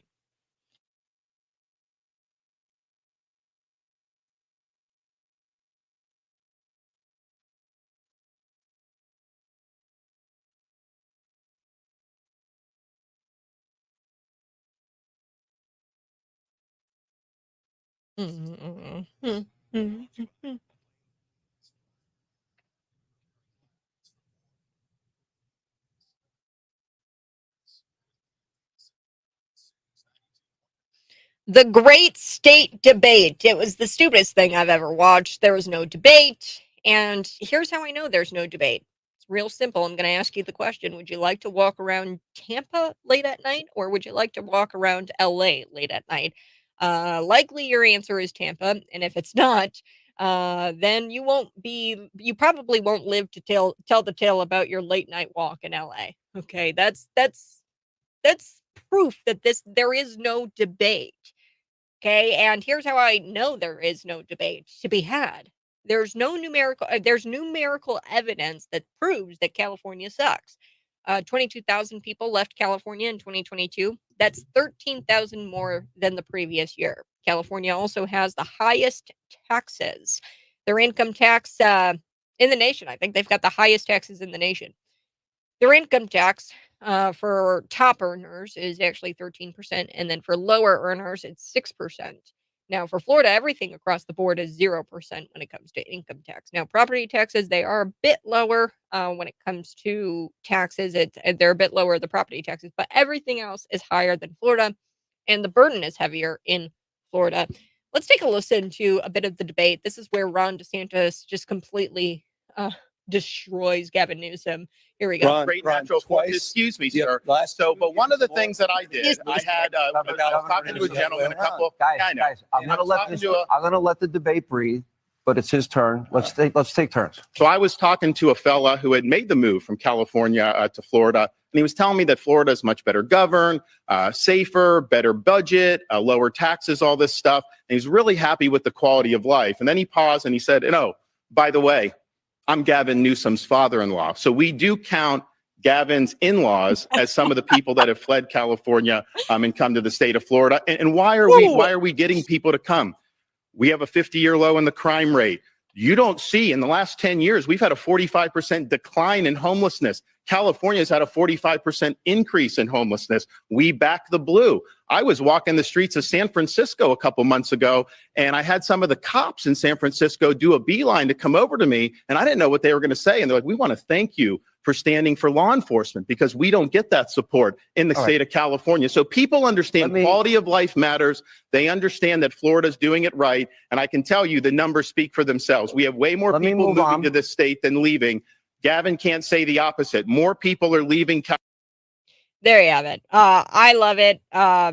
We are going to get to another clip here in just a second, but I want to unpack what Gavin Newsom tried to say about Ron DeSantis. Ron DeSantis, he's not against the middle class, and I don't know what this is. It's like an old, tired talking point of the left. This is just a platitude of the left. They're trying to say that, hey, if you have higher consumer taxes in comparison to income tax, then you're screwing the lower class, you're screwing the working class people, and that's just crap. It's just an old talking point, and he uses that to try to justify high income taxes across the board, including on low income earners. Okay, and here's another clip that I want to share with you.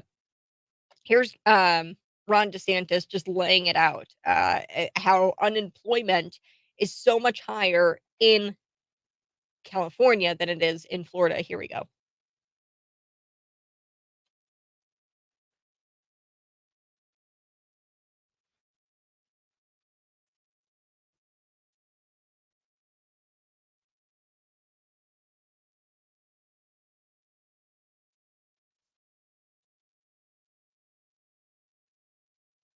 States, their dollars go much further. But here's the thing. They want to take this Bidenomics and they want to double down on this for the next 4 years. How many people are able to afford groceries now compared to what you were doing 3 or 4 years ago? I talked to people, I talked to a woman who had a cart full of groceries going in, and they're ringing it up. And it got to be so expensive, she has to take a lot of the stuff out. That didn't used to be the case. People used to be able to work hard and get ahead. That is not true under Joe Biden. And you know what, Sean, one more final thing. California's unemployment rate is 60% higher than Florida's unemployment rate. Our unemployment rate is 2.8%. Ooh, there's Ron DeSantis. And like I said, folks, when you have the numbers, there is no debate. I don't know why this debate was going on, but Newsom tried to go there and he tried to defend Bidenomics. Since here's some facts for you. Since Sleepy Joe has taken office, inflation has increased 17.6%. Grocery prices have increased 21%. Prices on meat, poultry, fish, eggs increased by 21%. Gasoline prices have increased by 55%. Airline fares have increased 27.2%.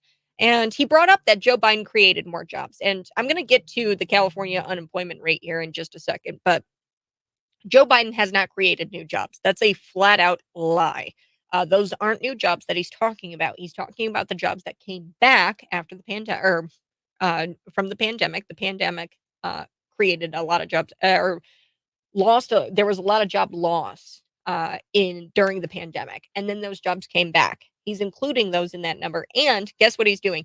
He said he might have created some jobs, but they're public sector jobs and they suck. And here, look, I'm sorry, digging a ditch via taxpayer money, that is a crappy job. And the illegal immigrant working 5 part-time jobs, you can't count that either. People who are working 4 part-time jobs, do not count that. You can't. They're crappy jobs. And those aren't real private sector American jobs. And I want to take a look at Trump's numbers because that's important. Pre-COVID, Trump, he had 183,000 jobs per month. 183,000 jobs per month. Joe Biden, 147,000 jobs per month. And here's the interesting part. This is where you got to look. Private sector growth, Donald Trump, of those 183,000 jobs, 163,000 of them were private sector jobs, 163,000 per month. Then you look at Joe Biden. His private sector jobs were at 113,000 per month of his 147 jobs per month. So you do the math. Donald Trump created way more private sector jobs. And Joe Biden's vision, here's the Democrats' vision. They want to take your taxes and they want to pay people to do nothing in government. They want to pay the bureaucrats. They want to pay the administrators. And there's no clearer example of that than the public education system. Don't believe me. Just look at the numbers. It's all about numbers. Since 2000 to 2019, administrators, and it's just getting worse. I don't have the data when it comes to anything newer than that. I got to research, but I do know that district administrators did climb, both at Unit 5 and District 87. And I'm going to look at Illinois here because it mirrors a lot of what California is doing. So, we've got the numbers from 2000 to 2019 in the nation. Administrators grew by 86%, despite student growth during this time only being at 7%, and then teacher growth being only at 8%. At Unit 5, since 2018, administrators' average salaries jumped up to $96,000. That's an $8,000 increase from 2018. At District 87, there was a $4,000 increase of average salary. So it went from about $96,000 average salary in 2018, and it's jumped up at District 87 to about $100,000 average salary for an administrator. Insanity. Illinois policy, I've brought up this number before. They've got 2014 to 2018, 4-year period. The student enrollment in Illinois K through 12 public schools, it fell by 2%. And there was an identical percentage there where teachers fell during that time as well. So fell by 2% during that 4-year period. Despite Illinois school districts losing both students and teachers, somehow administrators grew 1.5% during that 4-year period from 2014 to 2018. And it's only continuing to grow. This is ridiculous. So like I said, the model, the vision for Democrats is to take your money and to pay people to sit around and do nothing. Like the teachers are the ones teaching kids. How many of you can say this? Yeah, I just had this awesome secretary, and I had a secretary that really just changed my life. And maybe you do, but most of the time that's not the case. I maybe talked to my principal, or I just had a principal that really changed my life. And no, the teachers are the ones doing the job. I mean, the teachers are the one educating the children, the district administrators. What do they do? So I want to get to the unemployment rate here. California is 4.8%. That's just a little bit higher than what we've got here in Illinois. It's 4.6%. The unemployment rate in Florida is 2.8%. Newsom, what he did, he locked down schools. And I'm going to get to the length of the lockdowns here between Florida and California. But Newsom, he locked down schools. And what has resulted, both in Illinois and in California, because we're like sisters. California and Illinois, pretty much like sisters. Governor J.B. Pritzker is ridiculous. I've got a lie that I got to call Governor J.B. Pritzker out on here in just a second. But Governor Gavin Newsom, he locked down schools. Now he's got one of the lowest literacy rates in the country because guess what? The governor created generational learning loss due to these lockdowns. So how long was California actually locked down? Well, he locked down until February 28th, 2023. That's this year, folks. They were locked down until this year. And Florida, they locked down from when did the pandemic start? Probably like March or something in 2020. And they were locked down for about a year and some change. So Florida locked down and they reopened May 3rd of 2021. So plus, I need to tell you this, during that time period, there were more deaths in California, COVID-19 deaths. So Florida is actually one of the oldest states. And what do I mean by that? I mean they have a very large elderly population. They have a huge elderly population. People go there to retire. They are the 6th oldest state. When you look at California, they are the 44th oldest state. So they have a huge home turf advantage because older people die from COVID-19. People with comorbidities and who are elderly, they die from COVID-19.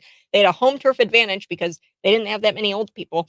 And they still screwed up because they still had more deaths by every metric. There's a lot of studies out there that prove that Florida had a lower death rate.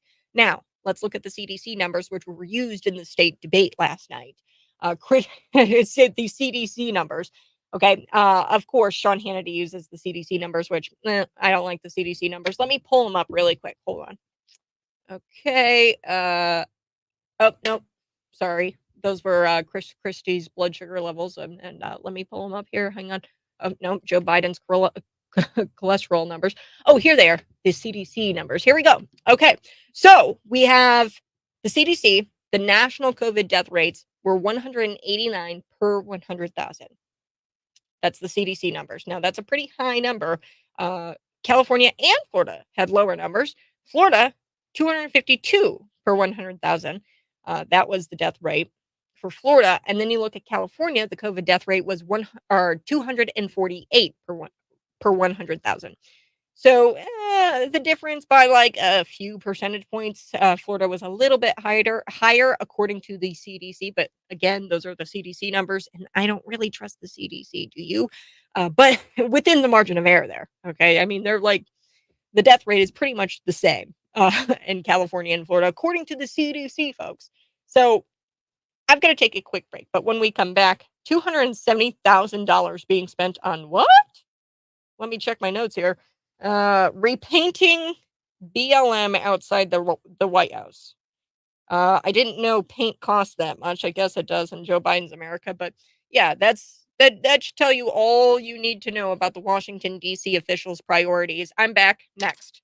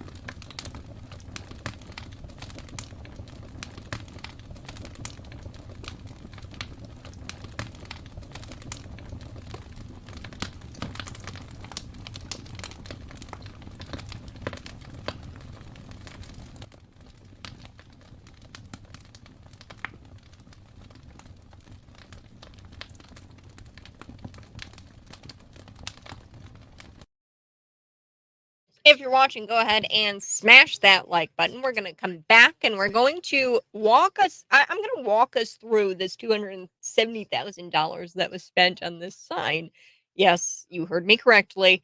We all know actions speak louder than words. And when officials sent resources to virtue signal their support for an anti-police institution, let's just say it doesn't take much to see where their priorities are at. Okay, so this is disturbing. It's coming out of Washington, D.C. The Department of Transportation, they are actually going to repaint this Black Lives Matter slogan on the street in the nation's capital, and it's going to cost about $270,000 at the taxpayers' expense, which is disturbing. So we're going to chat a little bit about that. I'm going to call out Governor J.B. Pritzker on his lie. I'm going to fact check him in real time. It's going to be great. I just can't believe that he gets away with this kind of stuff. Oh, wait, I do believe it because we have a press in Illinois that is incompetent. So we're going to chat. And I'm excited. Here we go.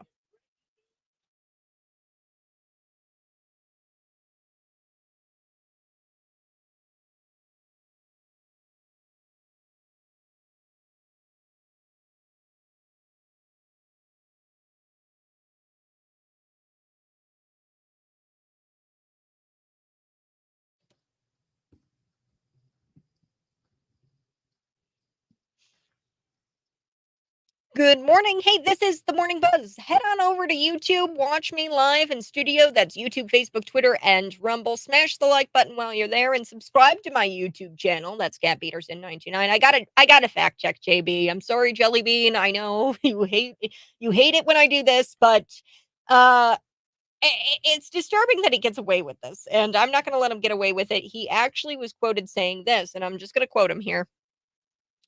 He says, quote, "They want to do business in Illinois," meaning companies. "We're now in discussions with 25 companies, big companies, with billions to invest, and we could see up to 4,000 jobs, new jobs." Pritzker says 4,000 jobs. That's a claim. Sounds very impressive. Yeah, 4,000 jobs. We're all about jobs, right? We want people working. Then you look at it and you're like, the bigger picture here, it's sad. Pritzker even made this claim. So nearly 125,000 fewer Illinoisans were employed in 2023 October than when Governor J.B. Pritzker took office in January of 2019. That's a 2% decline. So as soon as J.B. took office from 2019, we've seen 125,000 fewer Illinoisans be employed here in the state. And we looked at the October 2023 numbers. This is the unemployment for October 2023, 4.6%. And then you look at all the other states surrounding us, it's not even close. We've got Iowa, they are at 3.2%. We've got our Wisconsin 3.2% and Indiana 3.6%. So yeah, our unemployment is, I believe it's the third worst in the nation, actually. And California isn't too far behind because, or actually, I think their unemployment rate is worse than ours. It's like 4.9 or 4.8%. Yeah. I was telling you guys a little bit about the $270,000 that was spent in Washington, D.C. in crime-ridden Washington, D.C. And what was that 2,000? I keep losing this paper. $270,000. I got to check my notes to repaint a BLM sign. What? that doesn't sound right. Yes, that is right. We all know actions speak louder than words. So when officials spend resources to try to virtue signal to support this anti-police institution, Black Lives Matter, let's just say it doesn't take much to see where their priorities are. They don't care about people. They don't care at all. Now, Washington, D.C., the Department of Transportation, they're going to repaint this Black Lives Matter slogan on the street in the nation's capital, and it's going to cost the taxpayers $270,000. And I saw your jaw drop. Yes. June 5th, 2020. Days of protests and riots were held in D.C., and they were led by the Black Lives Matter movement. And there was a team of artists, residents, district employees, demonstrators that painted Black Lives Matter in 50-foot tall yellow capital letters. And this is just so ridiculous because it's not even really all that exciting of a sign. It's just really capital letters that say Black Lives Matter. And they painted this slogan 1 month before DC City Council. They actually sanctioned a $15 million cut to police funding in 2020. So I'm going to say that the sign probably had something to do with it, where the city council members felt like they had to virtue signal and cut the police funding. The latest statistics from the area show that violent crime is up 40% this year compared to the previous year, and homicides have surged 25%. They're up 25% from the previous year. So DC crime is out of control. The local leaders are deciding to waste $270,000 of taxpayer money promoting an extremist group, Black Lives Matter, which I'm pretty sure Black Lives Matter, the organization, got into trouble with some money laundering. Okay. So these people are racist, they're anti-police, and they're anti-American. Black Lives Matter is. And what, we're just gonna give them $270,000 of taxpayer money? That makes a whole lot of sense. Now, here's some facts about the police department in Washington, D.C. 400 fewer cops than they had three years ago. 400 fewer cops than they had 3 years ago. Okay, and do you think painting defund the police might have had something to do with it? With their officers leaving in droves? Probably. Uh, the city council, they approved $526 million. It's a police budget for 2023. Then you look at the budget in 2020, that's $100 million less than what they had in 2020. They've been cutting, cutting, cutting. And I don't think the officials in Washington, D.C. are really getting the picture here. The city council, they're enacting pro-criminal policies that have caused crime to skyrocket. Crime is exploding in DC. But hey, why not spend all of our resources on an organization whose ideology is arguably the reason why we're in this mess? They have helped enable this whole mess. Black Lives Matter. That's why the crime is up. How much safer do you think residents will feel now that they're finally painting over that sign? So I don't think that it was. I don't think that it was painted over. I think that they're just touching it up. $270,000. I mean, what? This just proves that DC officials are committed to a culture of lawlessness. It really does. And really, does it take $270,000 to paint a sign? I don't think so. All right. I do have to take a quick break, but when we come back, we're going to unpack, this thing I call it, it's projection. You know what projection is? I got to tell you about Joe Biden's projection next, because the Democrat Party, they're really good at this. So it's a psychological projection. And what is that? Psychological projection is this psychological mechanism in which a person or group accuses another of doing what that accuser is doing. Okay, you're accusing somebody of doing what you're doing. That's the case with Joe Biden on Monday. He said that the prices are too high, and he points the finger at businesses and companies, and he says that you need to lower the cost of goods. No, that's it. Inflation's your fault, Joey. And I'm back here next on the Buzz.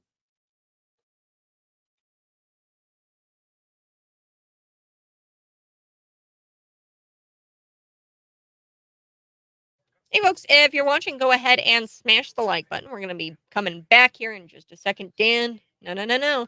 Inflation was caused by the stimulus checks. I was against the stimulus checks too. Yes, I do agree.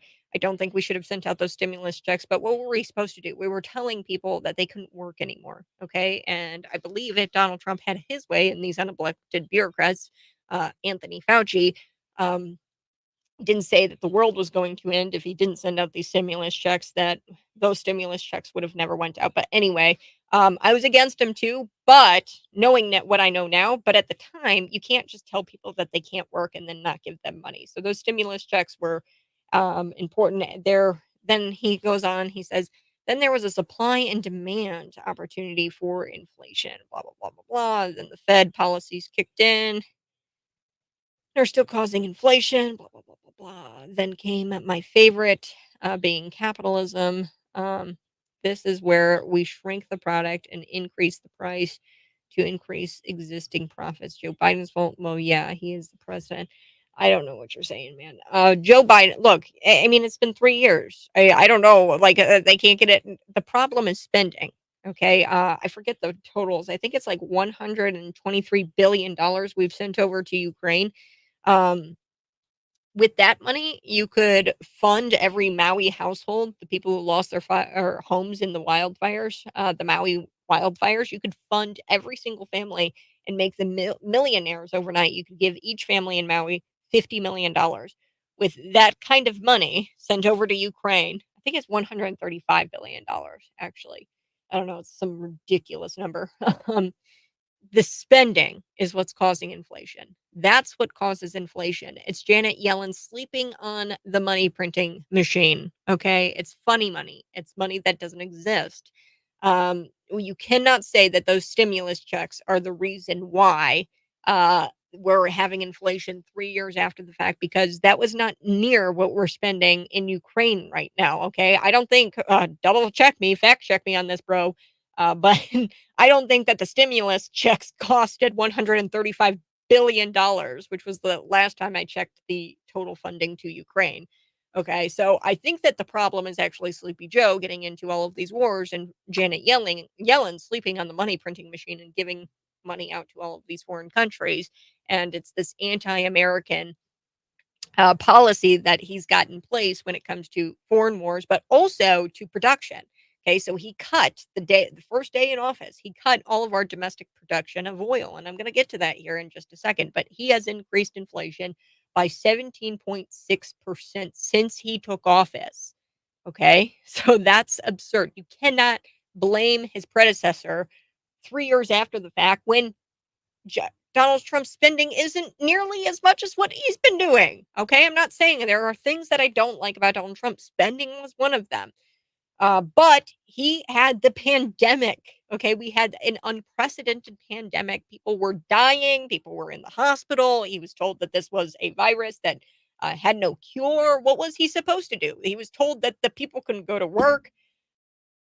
And I think he woke up to it much later. But when you're surrounded about or around a bunch of experts who are supposed, you wouldn't think that these experts were willing to kill people um just for money, right? I mean, like that's really what it was. It was big pharma, it was Pfizer, it was Moderna. They were trying to line their pockets uh with the vaccinations. It was big pharma who really wanted to gain from this pandemic. And yeah, he was the one who was manipulated by people who really were willing to kill people and not be honest about where that pandemic originated from. They still haven't been honest about it. China made a virus in a lab, and it was bioweapon. It was bio warfare against the entire world. And people still don't talk about that, which it's incredible to me. But um, there were people in the United States who were undermining President Donald Trump the whole time. And you can't blame Donald Trump for what we've got going on now. It's 3 years after the fact.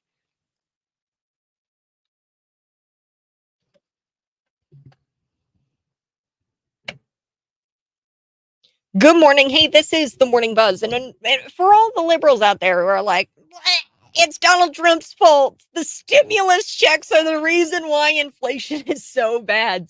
Stop.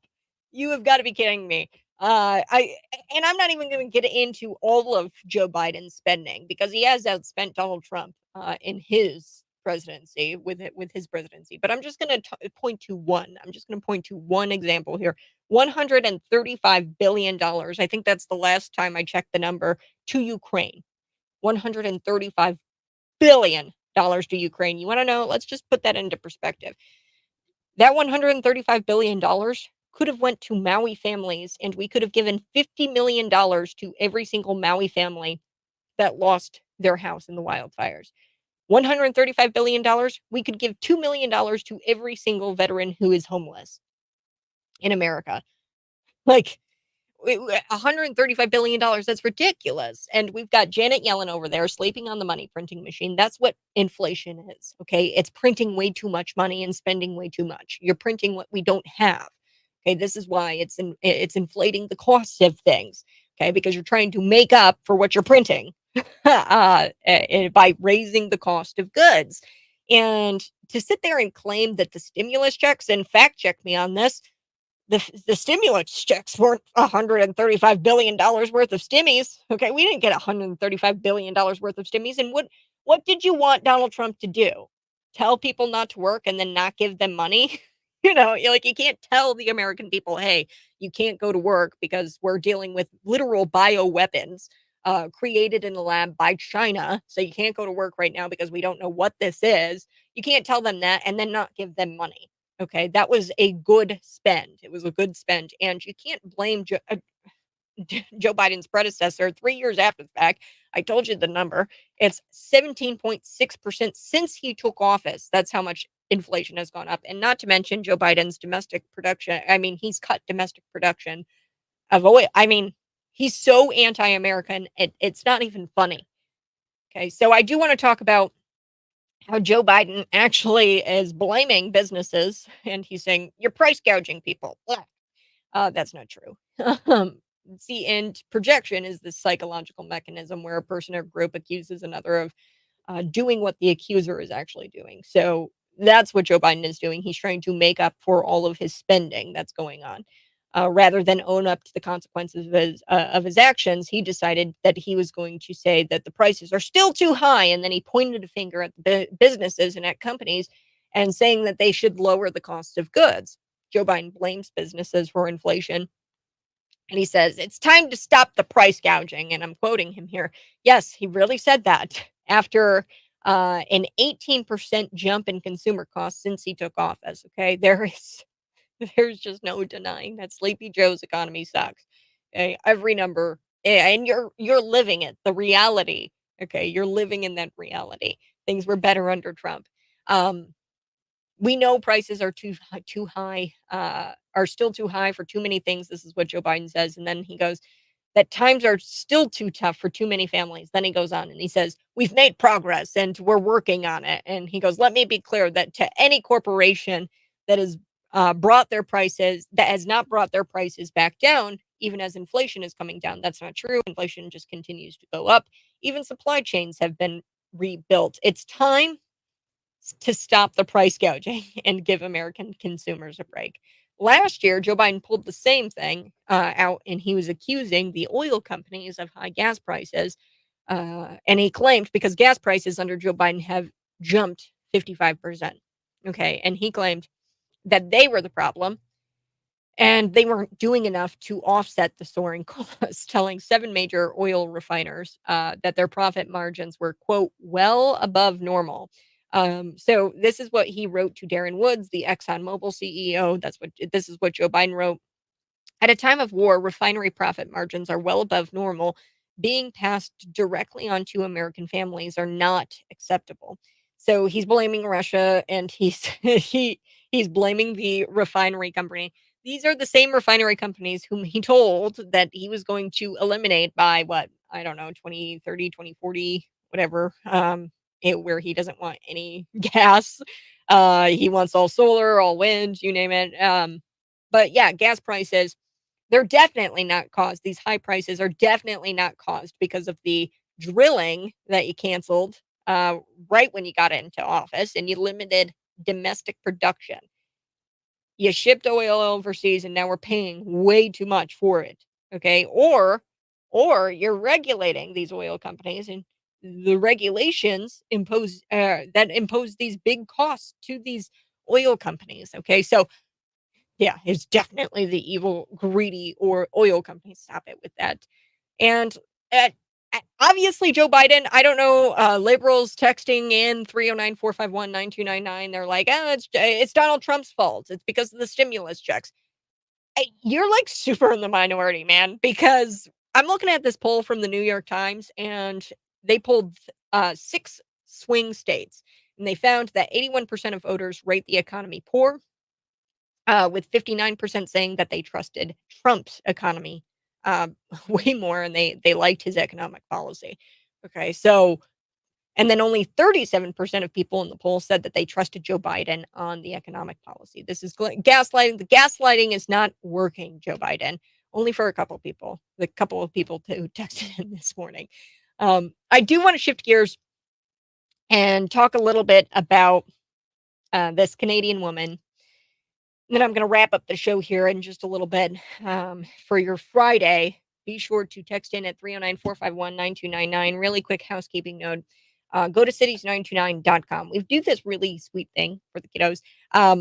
Santa is in studio, and I'm really excited to see him. And I've got some cookies here in studio, and I've got some milk. And, he makes me go and bake cookies for him, folks. He makes me he makes me go and he makes me bake cookies for him. And the other day, I forgot to put sugar in the cookies, and he just spit out the he spit out the cookie, and he said, "Go make them again." And I said, "Okay, Santa, well, whatever you want." So he's always in studio. He comes and visits the radio station. He just likes being around the microphones, and he loves my cookies. Not really, but I'm trying. But Saint Nick himself is going to be making personalized calls to randomly selected children this Christmas. Just fill out a form for your chance to have your child receive a phone call from Santa. Register now to guarantee your call. Register now to guarantee your call, because you'll get a call from Santa. He's going to be making calls Monday and Wednesday every week from 5 to 6 p.m. So, Merry Christmas from us and from Santa. Santa is going to be calling your kiddos. Just sign out a form and put your phone number in there, so that way we know to give Santa that phone number, and Santa will be sure to call your kiddo. Okay, do want to get to this story here. Canadian cancer patient told she was told that her condition was untreatable, and doctors offered her government-assisted suicide. I hate saying that. Really, the government wanted to kill her because it was easier than having her drain the government money, because it's government-funded healthcare. They didn't want to pay for her anymore. It's cheaper to give her a $2,000 ketamine shot than to keep her alive and give her the life-saving treatment that she needs. Okay, so this woman, she had abdominal cancer, and she had to go to the United States for a life-saving operation because the wait times in Canada are too long. So leftists, listen up when you say, "Oh, I want to be a socialist because socialized medicine is so great." Listen up, because that's not true. Allison told Global News, after being diagnosed with cancer, she was told that she'd be eligible for Canada's Medical Assistance in Dying program. That's what they call it. It's just killing people because they don't want to pay for your health care anymore. The government doesn't want to pay for it anymore because it's too costly. So they decide when to kill you. Um, so she began feeling abdominal pain back in November of 2022. She had some tests done, and she was waiting for an appointment with her family doctor, but then she collapsed. So in November, she had to go to the emergency room. She was laying in bed one night, and she woke up with extreme pain, and she had to go to the emergency room. She got a CT scan, and the scan was and the results were abdominal cancer. She had stage 4 cancer. And her doctor referred her to the Canadian Cancer Agency. There, she saw a consulting surgeon, and the agency told her that she wouldn't be a candidate for a life saving surgery that she needed, uh, despite her family doctor stating that this is the procedure that she needed, which was chemotherapy doses delivered to her abdomen. That's usually what's done to treat this type of cancer. But the Canada Cancer Agency said, "No, you're not a candidate for the surgery. Chemotherapy is not very effective with this type of cancer." That's what she said that the surgeon told her. Allison says that the surgeon told her this. It only works about 50% of the time in these cases, and usually it just slows it down. Then he says, "You got a lifespan of 2 months to 2 years, and I suggest you talk to your family, get your affairs in order." And he indicated that she should get medical assisted suicide, medical assisted dying. And she got another opinion. The doctor that she got another opinion from said that, yes, you need this procedure if you want to live. So she actually sought the treatment in the US because she was not getting in to get this treatment. So she had to go to Baltimore for the actual surgery itself. The cancer agency couldn't tell Allison how long it'd be to see an oncologist, weeks, months, maybe longer. And her expected survival time here, folks, is 2 months to 2 years. So she doesn't know how long she's got. So she is trying to get this life-saving surgery, but they're not getting her in Canada. So she flees to Baltimore. She gets the surgery there. Before she gets the surgery in Baltimore, she calls up the cancer agency center, and she says, "Well, would it help if my doctor called in on my behalf and told you that I needed this surgery?" Because the doctor has to refer her for the surgery, and there was still no word from them. So she says, screw it, I'm flying to Baltimore. She got the surgery and she got home. She says this, and this is incredible. She says, I love being Canadian. She's a very proud person. She loves living there. But then she says, I never thought in a million years that this would be my experience. I was disappointed. And in fact, I'm disgusted at the way I was treated. Allison, she has some advice, though, for the healthcare system in Canada. Shorten the wait times. This is socialized medicine. You want socialized medicine, you socialist? Prepare yourself because this is what she says, Allison. How can you prioritize cases so that way people with aggressive stage 4 cancer get seen by somebody? And, when they do get seen, they get offered treatment and not dying like I was the first time. She was, and she goes, universal healthcare. She says this. She's a Canadian and she says this universal healthcare doesn't exist. She goes, in my experience, it's do it yourself healthcare. So you get a GoFundMe going and people donate to your GoFundMe and you can usually pay for the surgery. She had to pay for the surgeries, obviously, because she did them in the United States. So she got a GoFundMe going and that's how she paid. But wait times have become such a problem for Canadians. Tens of thousands of them leave the country to seek medical treatment elsewhere, usually the United States. In 2016, 63,000 Canadians sought foreign health care, according to a 2017 report released by Fraser Institute. Okay, I got the receipts. Socialized medicine in Canada, it's not free either. Get this. The average Canadian family, guess how much they pay for healthcare? They pay $12,000 in taxes on government-funded healthcare. It's not free. And I'm not saying that the United States healthcare system is any better. It's definitely better than socialized medicine and socialized healthcare because guess what? The government then gets to decide when you live and when you die because they're the guys paying for it. All right, I am going to be back here in just a minute. You're listening to Cities 92.9.